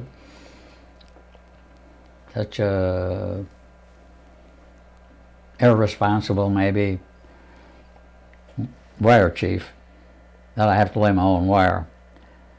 I said, well, don't lay it on top of the road because tanks are coming up this road tonight and I don't want to have somebody out here trying to put that thing together. He said, where will I put it? I said, it's over the road or under the road, and otherwise don't put it. And we're just quiet, and I said, someday I'm going to teach you how to lay a wire. And someday I'm going to teach you how to talk to a captain. Neither of it meant anything. He's just that kind of a guy. When he chose to scold me, he scolded me, but most of the time I could say anything to him and get away with it. Not in front of anybody else. I'm just talking. Yeah. So what was your experience in Normandy? In what? In Normandy, what was your experience there? Well, I sat out in the channel for 4 days, I think. When were we landing? Was that on the 4th? 6th. 5th? 6th. June 6th. 6th, right. Yeah, it hits me now. Okay. I sat out there probably until the 9th. I don't know. But anyway, when I was teaching radio school, General Eddy came up, and I was not looking at this glass door in the hotel. We had a hotel room, and one of the guys close to the generals, and I looked up and saw General Eddy, so I finished up and Which general? I went out, opened the door, and went out and talked to him. He said, he said, how do you handle men? And I said, I don't try. And he said, started to laugh. He says, will you just walk out of there and every man in there's got his notes he's working on, nobody's talking or anything? I said, oh, it's easy. When we go on shore, either they go with a rifle or a radio. And if they're squeamish about shooting people, they take a radio. And they know if they don't pay out in here, they'll be back on the line. Well, I misinformed them a little bit about radios because they do get into some hot areas. But anyway, some people don't like to shoot people. And he said, well, anyway, what I'm here for, we got bad news. And I said, General, we have bad news ever since D-Day. And he says, I mean this, that we were the point to go in on Normandy. And we've been scrapped. So that's a shame. Somebody outranked us, huh? He said, the 5th Division is going to do it, but they're going to have one battalion of the 1st Division that points the way. And I said, and just to think, we could have been that battalion. General Eddy was one of the greatest generals that I ever met, and I could sit across the table from him and joke. The colonel was a good colonel, but he didn't talk to peons. Anyway, I got in a scrape there at when we did land. Everything moved so fast when we landed. Now, the fighting that went on right there in D-Day was horrible. You could see it from where we were. These guys just put a ladder up a cliff to climb up there and get shot in the head. Dumb. You know, I don't know. I criticized it, but then I realized that some things went wrong. They had tanks and gliders, and they were pulling them up, a glider in with a tank, and thinking that, you know, you got the thing set up here, and the Air Corps dropping men, they could get in the tank and way to go. But every tank turned over. Again, just like on the boats. When that plane hit the ground, the tank was too heavy and it tipped the plane over. So all of our tanks were on the side, even after we got there. Of course, we got there long before cleanup crews were there with the derrick type equipment that could move a tank up. But I went in at Utah. What was the main beach? Omaha. And I went in at the next beach, Utah. And about 3 days after, maybe 4 days after the main landing. And I don't know how many battalions went in there at that time, or regiments. There's one guy in Panama City that has, that's where he got his indoctrination. He came straight from the States and went in at Utah Beach and got hit in his side, paralyzed one side. He's had a couple of write-ups in the paper. I talked to him to know where he was, because I said, we went in there shoulder to shoulder some way. We may have been a long way apart, but we all landed at the same time. And then our 2nd Battalion shot right out across the peninsula and cut it off a little too fast. And I was sent with the forward headquarters halfway out across there.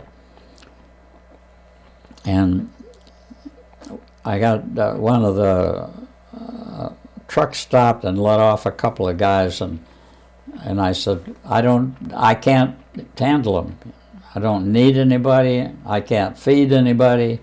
And he said, see ya. He just took off, and there's 2 guys, and I'm responsible for 2 more men that never been to war, come straight from the States. So I said, best thing to do is to make them feel like it's a real war, even though we're not fighting. So I took them down, well, it turns out to be 200 yards, and I placed this guy and the next guy. We're in hedgerow country. And I said, now, don't whistle or rattle the leaves or anything if you see anybody. I give them talk that I thought they ought to have, never dreaming that they ought to have it. But I said, don't make a noise. If you see the enemy, back up. Just back up and keep backing up to hedgerow until you get back to the Jeep. And I said, let me know before then. And nothing's happening. I started down there, and it's late. And we'd had a couple of shells land in the area, mortar shells. And we figure out what's happening here. They're wild. And so I went by and I gave him a pop on the backside and said, what's up? He said, shh. And he said, there's Germans right over there. And I said, well, and you probably know the 1-finger, 2-finger pick a tree. And he didn't know, so I said, well, I tell you, pick a tree that's over there, and then tell me with my fingers how far they are from that tree, and I'll know where to look for them. And he said, you see that big tree right there? And I said, yes. He says, he's right on it. And all of a sudden, he was as daylight as anything I've ever seen, German helmet, the whole thing. And he said, 200. You know, that's 200 yards. He's the guy on the mortar call. So I said, okay, let's go, buddy. We've done all good we can do here. And got back to the radio car. The guy's standing there smoking.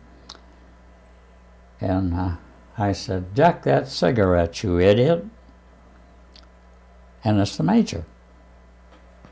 And he recognized, he acknowledged being an idiot just by saying, oh, Sergeant, the 39's firing on us. I said, it's not the 39th.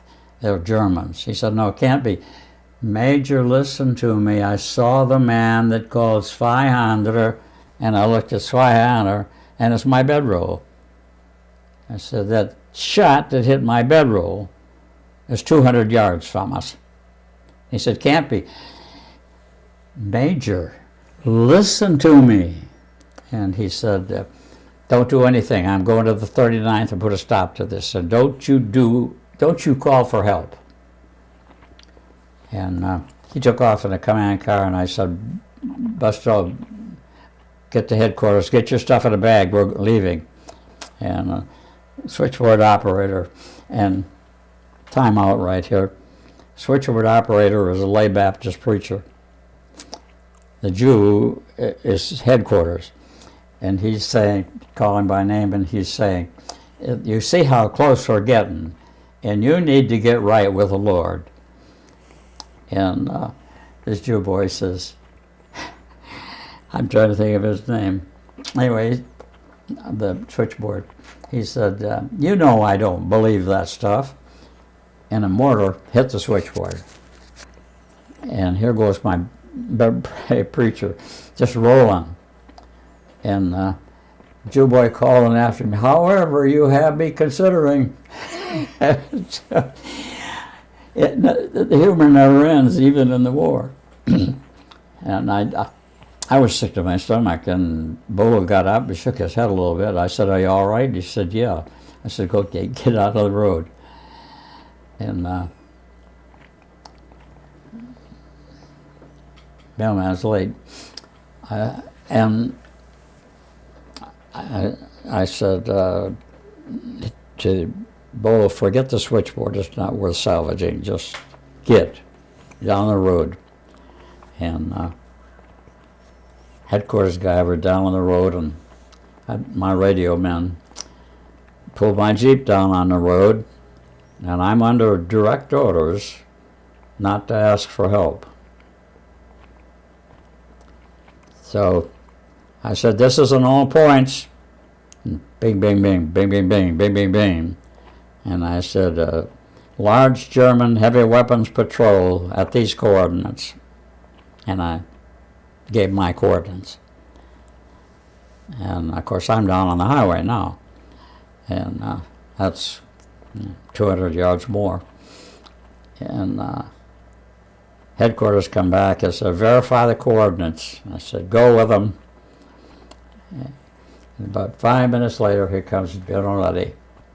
Not headquarters company, not he's a giant. He shouldn't even have the information, but he's tuned in. He came roaring down that highway, jumped out of his Jeep, and he said, Sergeant, what in the devil are you talking about? I said, you have to see for yourself.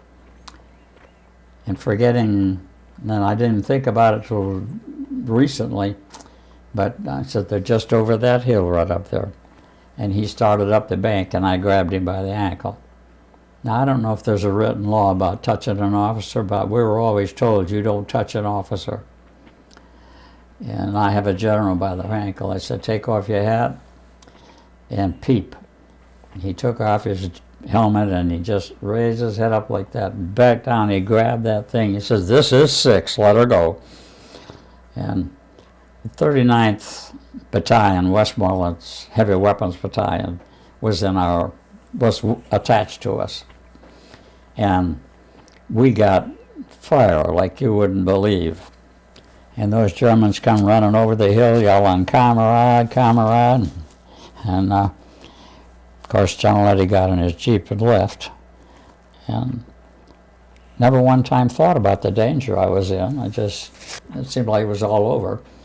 And the German lieutenant said to me, was I captured by a radio car? I said, played a role. He said, now I'll probably get shot up. And I said, no, if you stay right on this road, you'll be all right, because you'll run right into vision. They're waiting for you. And he took off.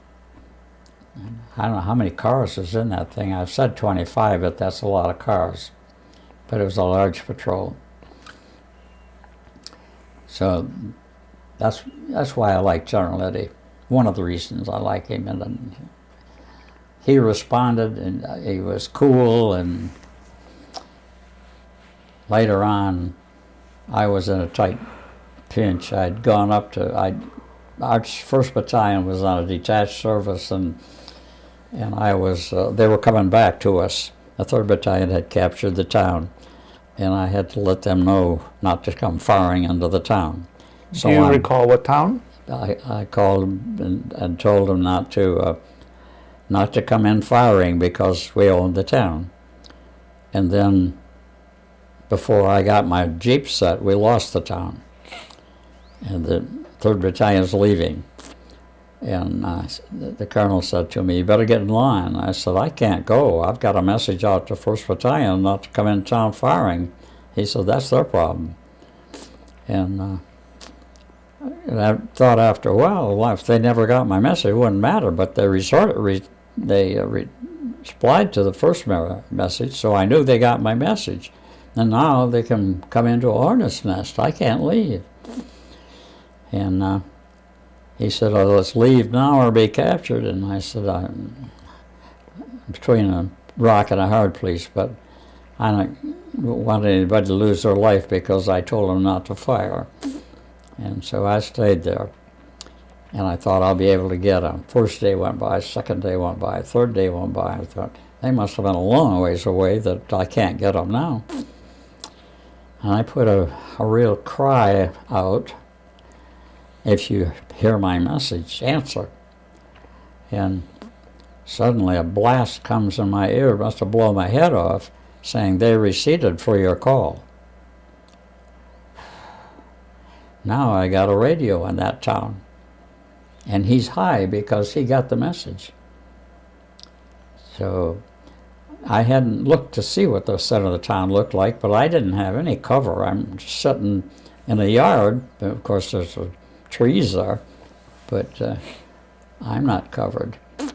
And I know that the Germans got the town, and that road's about a mile down the hill before it turns, and I can't get out on there and go. So I'm stuck here. Well, I got a message, said return to base. Can't. I give the words for clear text, voice. Can't. Why? Use your head. What do you need? What do I need? I need tank destroyers.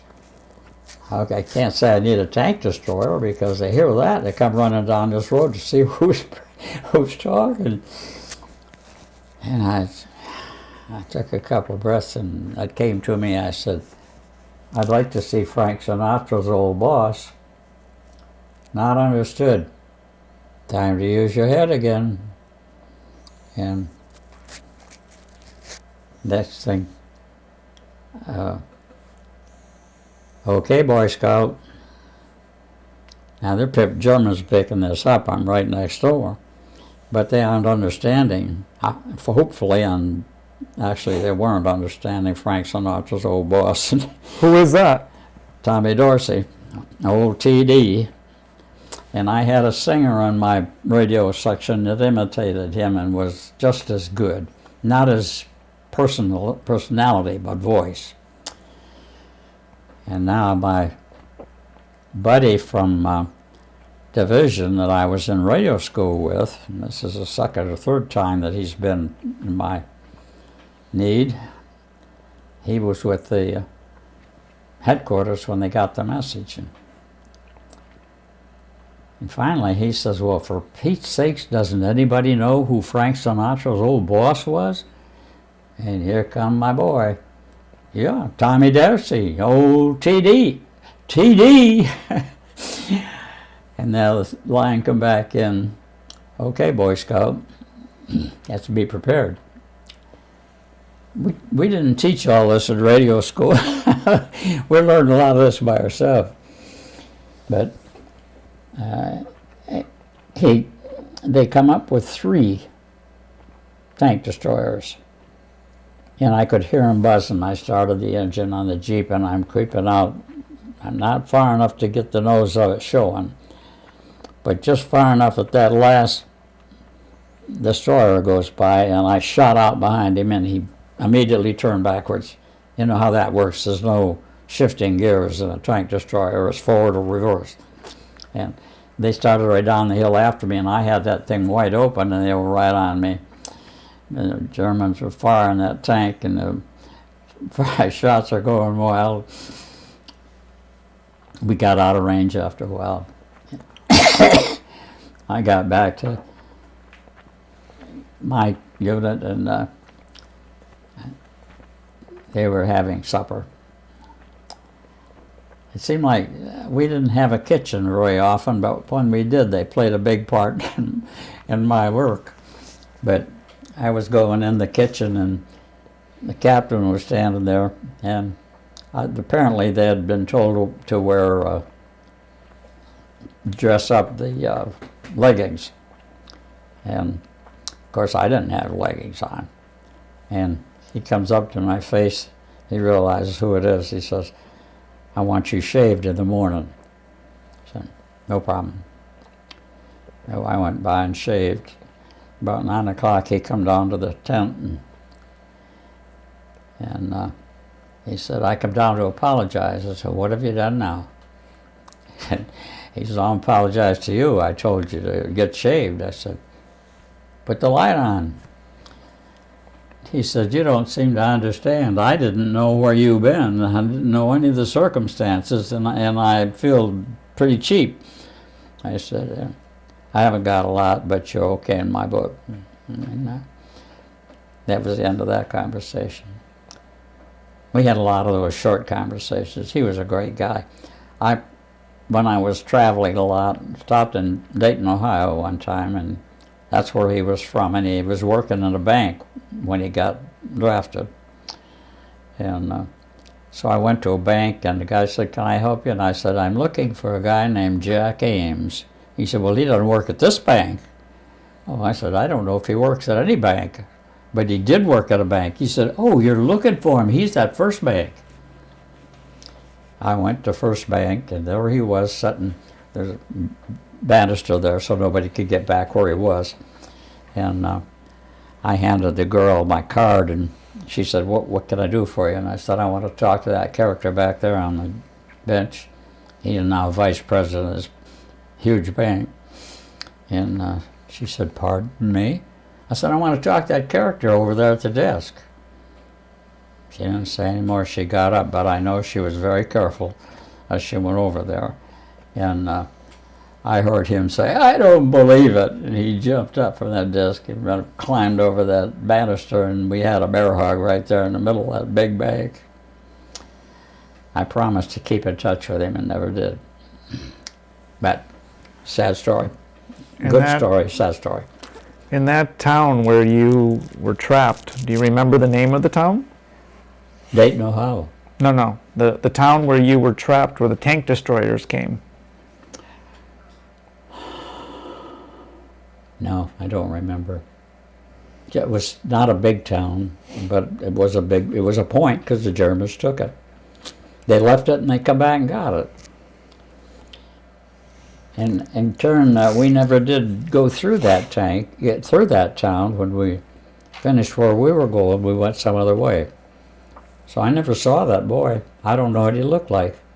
I got his name, and I put him in for a Silver Star.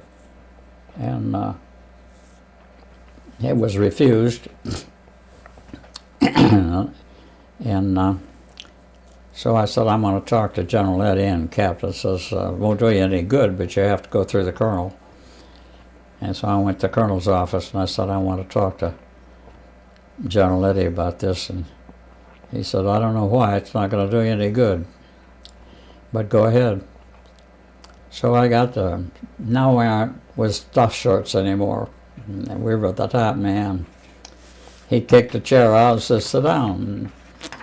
What can I do for you?" And I'm coming to talk about that Silver Star for that boy and wherever it was. And he said, smiling, he said, "Sergeant, do you feel that if you're somewhere and there's a job to be done and you can do it, do you feel like you ought to have a Silver Star for doing it?" I said, "Oh, General, I'll debate that either side." And I said, "Between you and I, no big deal. Between the guy that risked his life, pretty big deal." And he said, "But it was his duty because he saw it." And, and I said,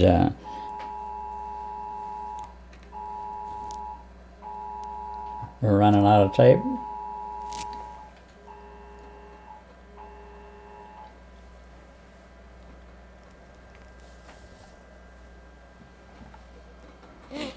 Nope. It never has rung, and it sit there for endlessly. That's the thing I got from the state of Florida for giving them 13 years of my... As a volunteer. volunteer. So take me quickly to the Ardennes. What happened at the Battle of the Bulge for you? No, that's down the line. That was the end of the war for me, essentially, and it was a breeze for me. What I read in here, Lawton Collins' name was in there. He took our Brigadier General's job, and doesn't say too much about him. I don't know much about him. I know he was our general, but I never saw him. But as we sit talking with General Eddy, and I said that other agencies, other battalions, are giving men Silver Stars for less than that. He said, yeah, I know. And I said, it makes it kind of hard on them. On this, your attitude on this makes it hard for these guys. But he said, but you agree with me. I said, yeah. He said, wait a minute, that's not a true agreement. And I said, well, I'm sort of not able to talk like I would talk if I wasn't talking to a general. He said, speak up, boy. I said, I've seen you in dress uniform. He smiled. He said, what's that boy's name? He gave him a Silver Star. But he was a great guy. And I could serve under him and be proud. And I was. But the colonel was a good colonel, but he couldn't say two words and put them together in the right place. He'd always muffin the job. And the last time they had a big meeting in a farmhouse, all of the officers, and I had a 193 headquarters town car. They had a 100-mile range, I guess. I don't know what it had. Probably not 100, but big and something that a radio man would love. And so I'm sitting there cruising the dial, playing with it, and I pick up English, stop, and it said, I don't know whether they said contingent or what they called it, but of Messerschmitts headed for these coordinates. They believe that's supposed to be a headquarters. So I stepped outside and I called all the men, get your jeeps and go home. Your boss can call you later, come and get it, but go. And there's one jeep left, some officer drove it. I jumped in that jeep, and time run out of time now, 10 minutes is getting skinny. And I let out the clutch and spun the wheels just as the colonel stepped out the door, and he threw up his hand. He said, do you know what a clutch costs on that Jeep? I said, no, not really. I could put probably $489. He said, report to your company commander and tell him I want your stripes. Okay. I had to do it this way. If I said there's a detachment of Germans coming, how do you know? Who said that? Boy. And we only had 10 minutes, 5 minutes ago.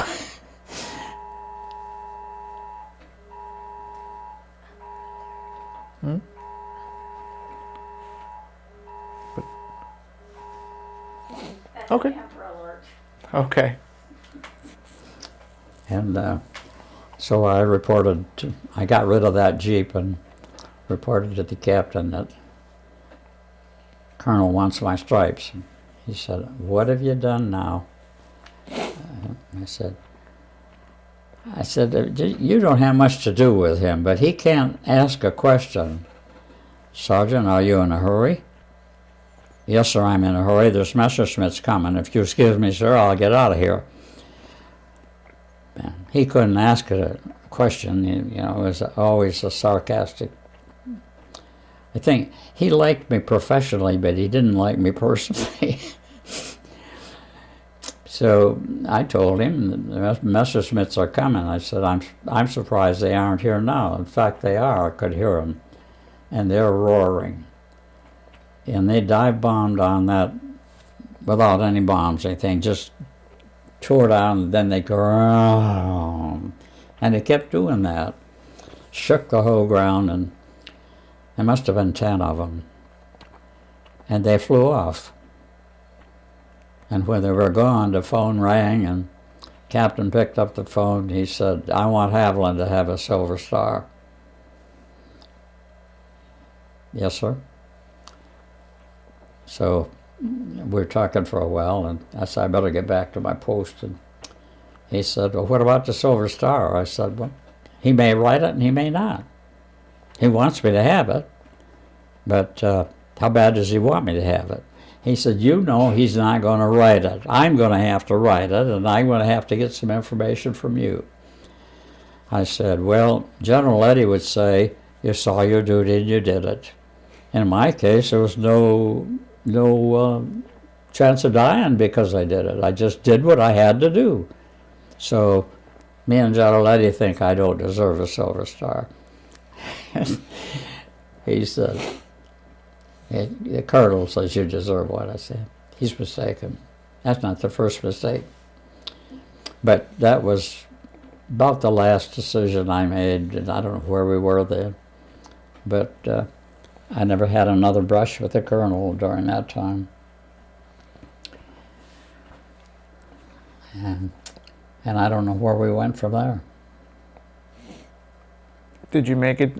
When did you make it to the Ardennes, the Battle of the Bulge? Well, it wasn't the Battle of the Bulge. The interesting story there is, it was somewhere in the what? I was on a point duty. I never knew quite how all these things happen. I'm a radio chief, and yet I'm the one that's on the front line. And that just happens. So the Germans are massing armor, and I'm reporting to this colonel. The Germans are massing armor. Well, I'm not reporting to him directly first few times. And finally I said, patch me through to the colonel. And I said, Colonel, are you getting my messages that Germans are massing? He said, yes, but the, I don't know what he called the upline. He had a word for the upline. They don't believe it. And I said, well, let them come and replace me, you know. And he said, stand by, we'll make out. So they were about 200 yards from me. And I made a call. I said, Colonel, this is my last call. The Germans are about 200 yards from pulling right through this hole, and I don't plan to be here when they get here. And he said, oh, wait a minute, now let's talk. I said, I don't have much of a minute to talk. You heard what I had to say. They're right here. You don't believe me, so you come here or send somebody else here. I'm going home. And he said, stand by and I'll call you. And the next time he called me, I had the motor running. And I said, if it wasn't for pine trees, I could see them. And he said, how do you account for that? I said, it's not my job to account for it. You know, my job's set up here to see what they're coming in to report it. And I report it and nobody believes me. So if you don't believe me, why would it be important? And at which time, my regiment, which was holding a corps front, was pulled off of the front and a division put in there based on my statement. And fortunately, I got my outfit out of there, and that's all we got out. And when they come through the hole, well, everybody was somewhere else. And it doesn't really say that in here because they don't know it. This guy doesn't know anything about my being there or talking with the colonel. But it said they weren't expected to go where they went. And as I just brushed through here, not really reading, and I couldn't imagine all of the fights that went on over that, what came to the Bulge. Of course, we're holding a Corps front now. What is that, 10 mile? I don't know how long that is, but it's big enough for a Corps, and we are a regiment. And then they put a division in there to replace us. Not a Corps, a division. And then that division got wiped out. I can't remember the 89th or whatever it was, but a guy that lived in Chipley, he's dead now, told me when they busted through there, they just drove right over cars and kitchens and everything. The jeeps, the big tanks, they knocked the trees down, broke them off, and just gone. And he said we didn't have a chance. We didn't even fight them. They just come through. And we were doing what we could, I guess, to save our own lives. And that's where you were. And that's where I was. But I'm not in history now. So you saw it before it happened. I just got out in time, and I got out when I had to. Do you remember where you were closest to? The next biggest village? Do you remember? No. I might read in there somewhere that tells where the Bulge was, and that's where I was, but I don't know. And from then on, I didn't have any part to play. And all the fighting took place. I was on an outer drive running back and forth. Again, I was at a point somewhere to keep track if the Germans are there. And it was so cold, the roads were icy, and you had to walk. You couldn't sit in the Jeep. So we changed drivers about every 3 or 4 minutes. And I've told a couple of kids in school when I've been there talking that if you want to know about heroes, they're unsung. We went over an overpass. The guy said, "Psst, want some hot soup?" You better believe it. And my buddy grabbed me and he said, "They'll cut your throat." I said, "We'll freeze to death for morning anyway." And I went down and we'd given pea soup. Nobody seemed to like split pea soup, and we had powder. We'd given that out all the way through Belgium. And everywhere we could trade it for an egg or a slice of bread or a piece of butter. I ate some of that soup, and I told the guys we did a good job. That was the best thing we ever did for the Belgian people, because it warmed me up inside and warmed me that there were 3 guys there willing to put their life on the line to give me a bowl of hot soup, canteen cup of hot soup. And those are my heroes. And I tell the boys in school, those are my heroes. And they were, but by the time we come out of that outer drive, it was over. Now, we didn't spend 6 weeks on that road. I don't know what happened to the rest of that time. But I remember the day that the Bulge broke through, and 6 weeks later, end of January, it was over. So we had a half of December and January that I don't know where I was. But I was there somewhere, but not where the fighting was. And I saw bitter cold weather.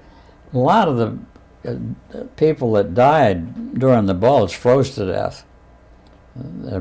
When they lose blood, there's nothing to keep them warm. And so our death toll was high because of that. We went from there to the Harz Mountains and had a kind of bad time there. In fact, I pulled my worst shenanigans. I guess, no, my worst shenanigans was on capture of that German SS trooper. And those 2 American officers grilled me for 6 hours on abusing a prisoner. And I said, apparently you don't know much about war. I was very confrontational. They got ugly with me, I got ugly with them. I thought, nobody can touch me, I did the right thing. Wrong. They didn't hear anything I said, but the guy said, okay, I'm going to let you go, get out of here. But the last thing, I want you to promise me that I won't hear of you doing anything like this again. Oh, I said, that's a cinch. And he said, I don't like that answer. And I said, it's as good as it gets. He said, get out of here, and I left. And then this boy that I got a writing about, a German soldier grabbed his gun when he was grabbed it, and in the melee, he got shot. Now, imagine now, if I'm pointing a gun at you, my finger's not out here, it's on the trigger. The guy grabs a gun, he gets shot. And this guy's serving time for that. And I get hot about that. I need to talk to Obama. Teach him a little bit about war. But You mentioned in your biography that something to do with the Russians. Did you come close to meeting the Russians? oh, at the Elbe River, was it the Elbe River where we? You I said think the Mura River. Mura River was one of the two, where the Russians come down one side and we come up the other side, and then we crossed the river to meet the Russians. I again was out for communication. That's my job, and we were 25 miles from the river, and I've got 5-mile radios. I have to drop 6 of them, or drop 5, and I'm in the 6th one, to get 5 miles at a time to get information back to my outfit. And every time I went through a town, I said, large American force falling. You can throw your rifles away or stack them, and war's over. And they said, thank you. And when I got to the last one before the river, I come in, he said, I know, there's a large American force following you. There's nobody following you, boy, you're out in the open. And I said, you're absolutely right. But for all practical purposes, we might as well call it that. He says, oh, we aren't going to give you any trouble. But who's this? I don't know where it was, but... No, but who? This was what, the mayor of the town? Yeah. Or? Okay. I almost said it. Yeah, had a name that meant mayor. Okay. And at that point, I didn't cross the river. I just stopped at the bed. My job again was to keep my outfit informed of what was happening. And I had to go back through all of those towns after dark and pick up my radios. Of course, I had radioed ahead, get out and get back to that you aren't going to be needed any longer when it was still daylight. But I went back in the dark. And sometime along about that time, I was on a watch of some kind of a patrol, and I run into a German patrol that was much larger than my 3-man on a Jeep. And he stopped and we greeted, and I said, I guess you know the war's over. I wanted to Was the war over at that point? I wanted to be sure. It was about over, but nobody made an announcement. And I wanted to be sure he understood it. He said, well, I think you're about right, but I've not been notified. And he says, and I see that Luger there, I'm going to have to take that. I said, over my dead body.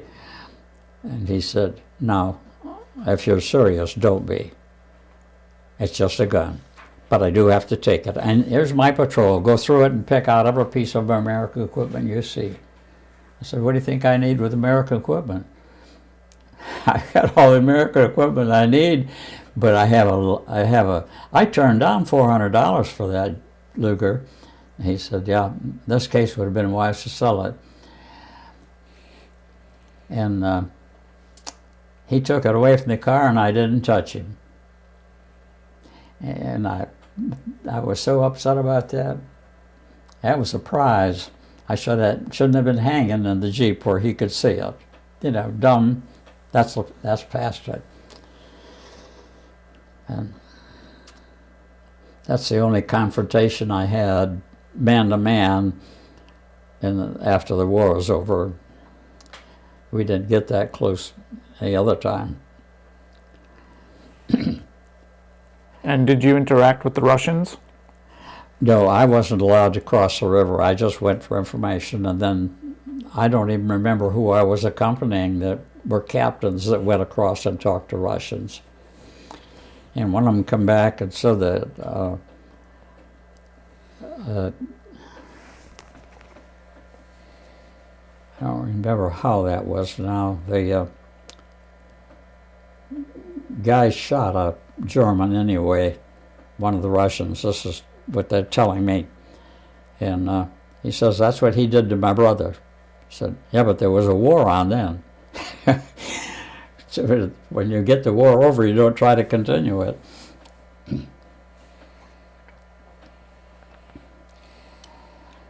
And where were you when the war ended? When what? Where were you when the war ended? Ooh, well, we had passed through the Harz Mountains, and we're just in a little area, had a name, but there weren't any stores there. And from there on, it was just quiet. While I was there, I drew, as a platoon sergeant, I drew all replacements. And I gave them a welcome speech, but I said, I'm not going to try to train you because the war's over, and I'm not going to bore you with it. But I'm the platoon sergeant, so if you have any problems, you come to me. And anything you have to say, just, but I'm not going to bother you. And we had people, had German ladies that were washing our shirts and stuff. We'd give them a bar of soap, and they'd clean our shirts and keep soap for their pay. And I think sometimes we paid them too, but I never got direct contact, so I don't know. And while we were sitting there, we had been given what I call that, water bag hanging on a pole. Anyway, sack of German beer. That was a whatever they call it, they were a gift. And I guess about a week later, when a colonel come down inspecting, he saw a guy walk over and draw a canteen cup of beer. And I was right near the captain. He said, Captain, yeah, I've got to compliment you. Here's a man still drinking a beer, and they've been out of beer for a week or something, and all the sections, and they got drunk and acted up, and here your men are having a glass of beer with a canteen cup of beer with their lunch. And he said, yeah, we're not too noisy. And he said, I can't imagine they're making beer last that long. And well, he says, as you can see, they don't drink much. And he says, well, you're to be complimented in having men of that nature. And as soon as he left, Captain says, the sergeant quarters, get Haviland, I want to talk to him. He come up and he said, do you know anything about the drinking beer this late after getting it a week ago? I said, did they get it a week ago? I said, Captain, I don't drink. He said, I know you don't, but you're the only person I can think of that's getting the beer to them, so I thought I'd mention it to you. And I said, oh, don't worry about it. And what I was doing, every unit, their cars were monitored. You couldn't be out at night. I was buying the beer, and they were driving my Jeep, the war team, driving my Jeep, because I had APO number 1. So nobody stopped that Jeep. I don't know why I had number 1 and the colonel didn't, but that's the way it was. And so they run wire with my Jeep and come back with beer. Some of it I paid for, but most of it they paid for. And they didn't abuse it, so, But I never did tell the captain the truth about it. And he didn't pursue it, or he would have probably I'd have had to tell him. And just one of those things. Mm-hmm. Well, that sounds like a good end to the war for you, finishing up with your troops. Well, I'd like to thank you for spending the time today. I have one last thing in the Harz Mountains that we don't need to have in there. Okay. It was raining 24 hours a day, and I have a 5-mile Jeep, 5-mile range, and we're in the mountains. And only way we got communication was we had met at the top of the mountain, our mountain and this mountain, on the hour. And then our Jeeps traded information to come back. We got a captain. I don't know who he was. He was none of our men. And he come down and he handed me a thing. He says, here's this, I want you to clear it right away. I said, well, I don't have that kind of equipment, Cap, now, but I'll take care of it as soon as I can. We meet on the mountain every half hour, so that's the soonest I could get rid of it. He said, well, I'm ordering you. I said, order away, if you can't do it, you can't do it. And so he goes back and called me on the phone. Did you do it? It hadn't been 5 minutes since he talked to me. And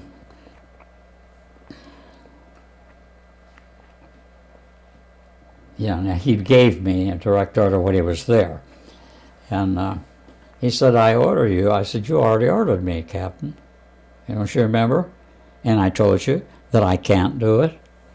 And it doesn't do any good to order a man to do something that's not possible.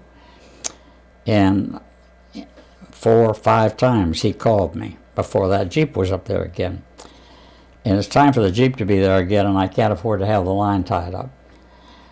My phone was patched right into the colonel, so when you picked up the colonel's phone, it cut off my radio transmission so that he could talk direct, and I'm out. So I explained that to the officer. I said, whenever you're on the phone, my radio is cut off. And so if I had a chance to clear your message and you talking to me on the phone about it, the message doesn't get cleared.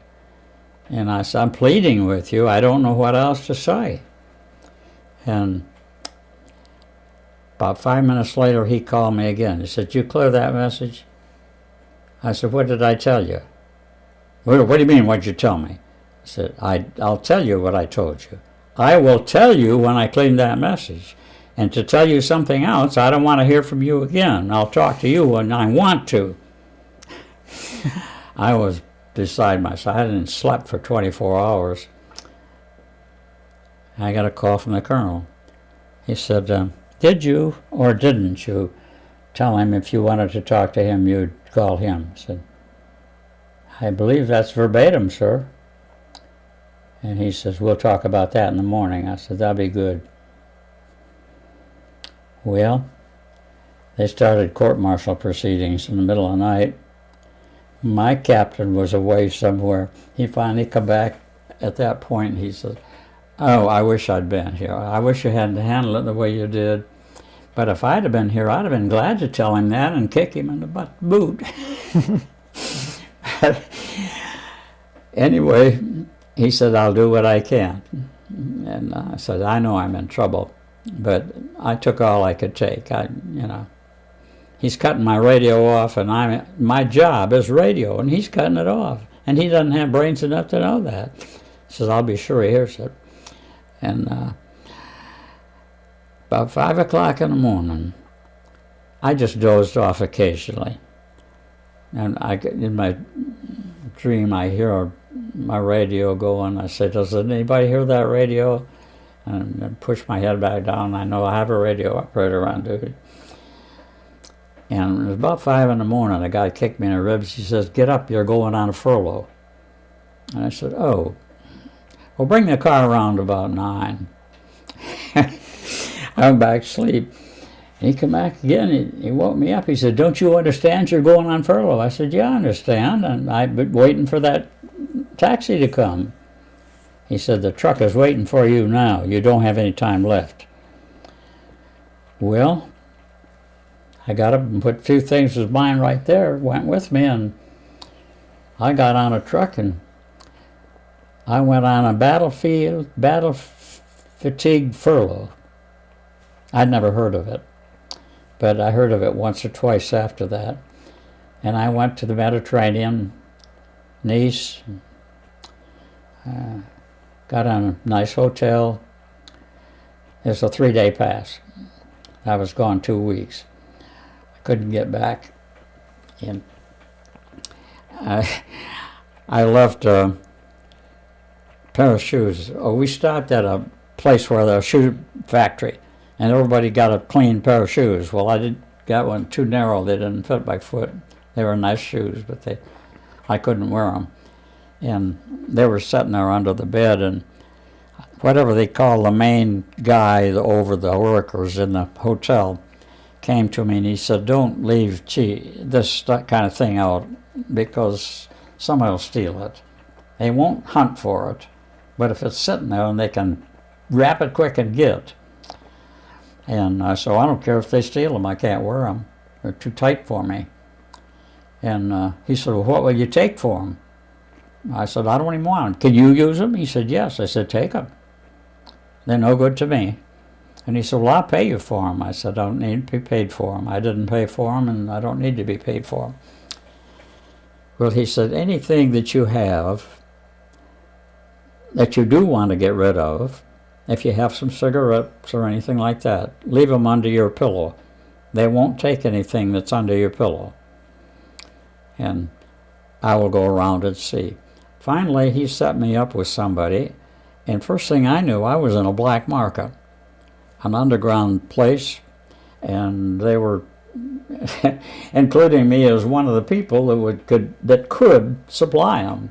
I said, "I'm afraid that I got here through some miscalculation that I don't belong here." And so they let me go, and then they didn't give me any argument. I was a little afraid, underground, that they might take me and say, "You will stay with us and you will bring us stuff." Oh. But a package of cigarettes got me a roll of film for my camera, and I never brought the camera home, so I got a few pictures that I sent home. I've got 3 barracks bags full of stuff somewhere. Well, of course, they're not there now, but they give, every time you moved, if you got clean clothes or anything, they give you a barracks bag. And if you had a camera you wanted to put in it, fine. And the tag on there was your name. So I lost my camera, I lost all my souvenirs, whatever you have in your bag. Mm-hmm. And I come home with a khaki shirt and pants. Yep, that's it. That's it. Just well, the way you I had a left. topper and a tie. But I traveled across the country. My wife met me in Cleveland. She come down across the river forwarded into Cleveland, and then we drove back. I got in the motel at 11:30, and I explained who I was. My wife has a room here, and we took all the information, and I started up the stairs. There's a lot of people in the lobby. You wouldn't think so at 11 o'clock at night. But the guy called to me. He says, "Are you going to stay all night?" I said, "You don't think I'm going to visit somebody at 11 o'clock, do you, that I haven't seen for 4 years?" And he knew it was my wife because it had the same name, and I had told him that. And he said, "Well, you have to register then." Oh, okay. I just think I had to pay something for my half of the night. And that was over. But a hotel, it was probably 10 or 15 people sitting in the hotel that heard the conversation and are thinking that I'm going up there to meet someone. I said, "Well, you can be loud and you can say, 'Sir, you hear from me? Yeah, come back,' and then talk to me. But to yell at me when I'm clear across the room and I'm going up the stairs, 'Are you going to spend the night?' It's already 11 o'clock. Mm-hmm. That's what I said. It's already 11 o'clock and I haven't seen my wife for 4 years. So what do you think?" Okay, well, I'd like to thank you again for taking the time to speak with me. There's a lot of time. It's been a great conversation. I'd like to thank you for your service for World War II. And I saw a lot of it. yes, you did. And I came home without a scratch. And thanks for sharing. And my favorite Jew boy was on a radio, and I had a deal with the radio operators that don't leave the radio, I'll relieve you. That's all right. And I like this guy. He's the same guy that says, "Schade für die Goyim." And he said, "Sarge, I'm tired." And I said, "Me too." And he said, I knew what he was leading up to. He'd been on the radio long enough and he needed to be relieved. And he said, "I'd like for you to relieve me if you can." I said, "That's my job." And he stopped the Jeep. I got out, got in the back. He got in, started the Jeep up, and he caught a .50 caliber. He just, like that, he was down to the ground, fell right out of the Jeep.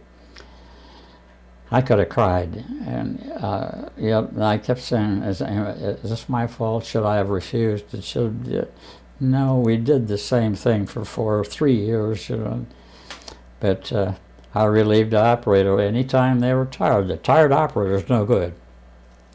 And so they knew that I would relieve them. They'd have to wait for anybody else. And I asked myself, was that bullet intended for me or was it a stray bullet? It was so dead on that it just looked like that it was intended for me. Mm-hmm. And that bothered me. One of the few times that something bothered me during the war. But he had attached to somebody, and even somebody you don't even know, you don't want to see him shot. But Yep. when you have a buddy that you've soldiered with for 3 years and he's gone. One other time I was out, there's a whole lot of stories that you didn't hear, but I was out with no understanding. I don't know when I became war chief.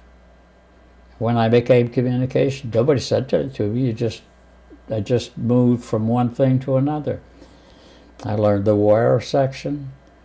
I had a spot that I was in, and if I'm holding you, tell me now. If I'm holding you, just tell me. No, I'm worried about the tape running out. And I just said to the team that I'm your chief, and yet you know more than I know. But if we put that wire in, it has to go over there. We have to go up that pole and take it over because we can't do it any other way. And a corporal from the wire section, a good corporal. He said, I wonder if the sergeant would want that wire to go if he was the one taking it up there. Take off your spurs, Corporal. No, I was, take off your spurs. No, forget it. I don't want to give you a direct officer, Corporal. Take off your spurs. And he took his spurs off, and my knees were already trembling. I never had a pair on. And I would have climbed that pole to the top and put that wire in. Come down and handed him his spurs. He said, I'm sorry. I said, don't be. He says, well, I'm out of line. I said, eh. And by that time, that wire section would eat out of my hand. There was just a camaraderie that I'm proud of. Mm-hmm. And I was very little time in wire, but during my time, went out one morning and we're going up a hill to find where the wire is broken, and about up here I see a Tiger tank spout come up the other way, and I said, get back, there's a tank coming. And we're in pothole country. The road naturally has been peppered, and we're going down as fast as we can go with a 30 mile an hour. I said, yeah, we got to go faster than this. That tank is going to fire any minute. And the driver says, we can't go any faster. We'll crash. I got to see the holes, and I got to do my best. And the tank, if you don't know windage, they take left windage, right windage, over the head, dead on. That's the way they pick you.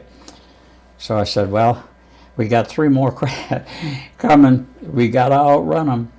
And we didn't have a chance. And when the last one come over here, I said, well, if we make it through this, I've enjoyed it. And that last shot come. When it shot, I know it was dead on. It hit our Jeep, and it never exploded. It was an armor piercing. It went right through the back end of that Jeep and turned it halfway around and went out into the field, and by that time we were out of reach. Yeah. Wow.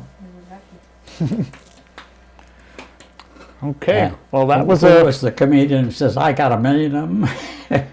Yeah. Well, why don't we leave it there with that story? That was your lucky scrape out. I had a lot. I got 1 million of them. All right. Well, thanks again for spending the time, Mr. Haviland. Thanks for coming and doing this type of thing.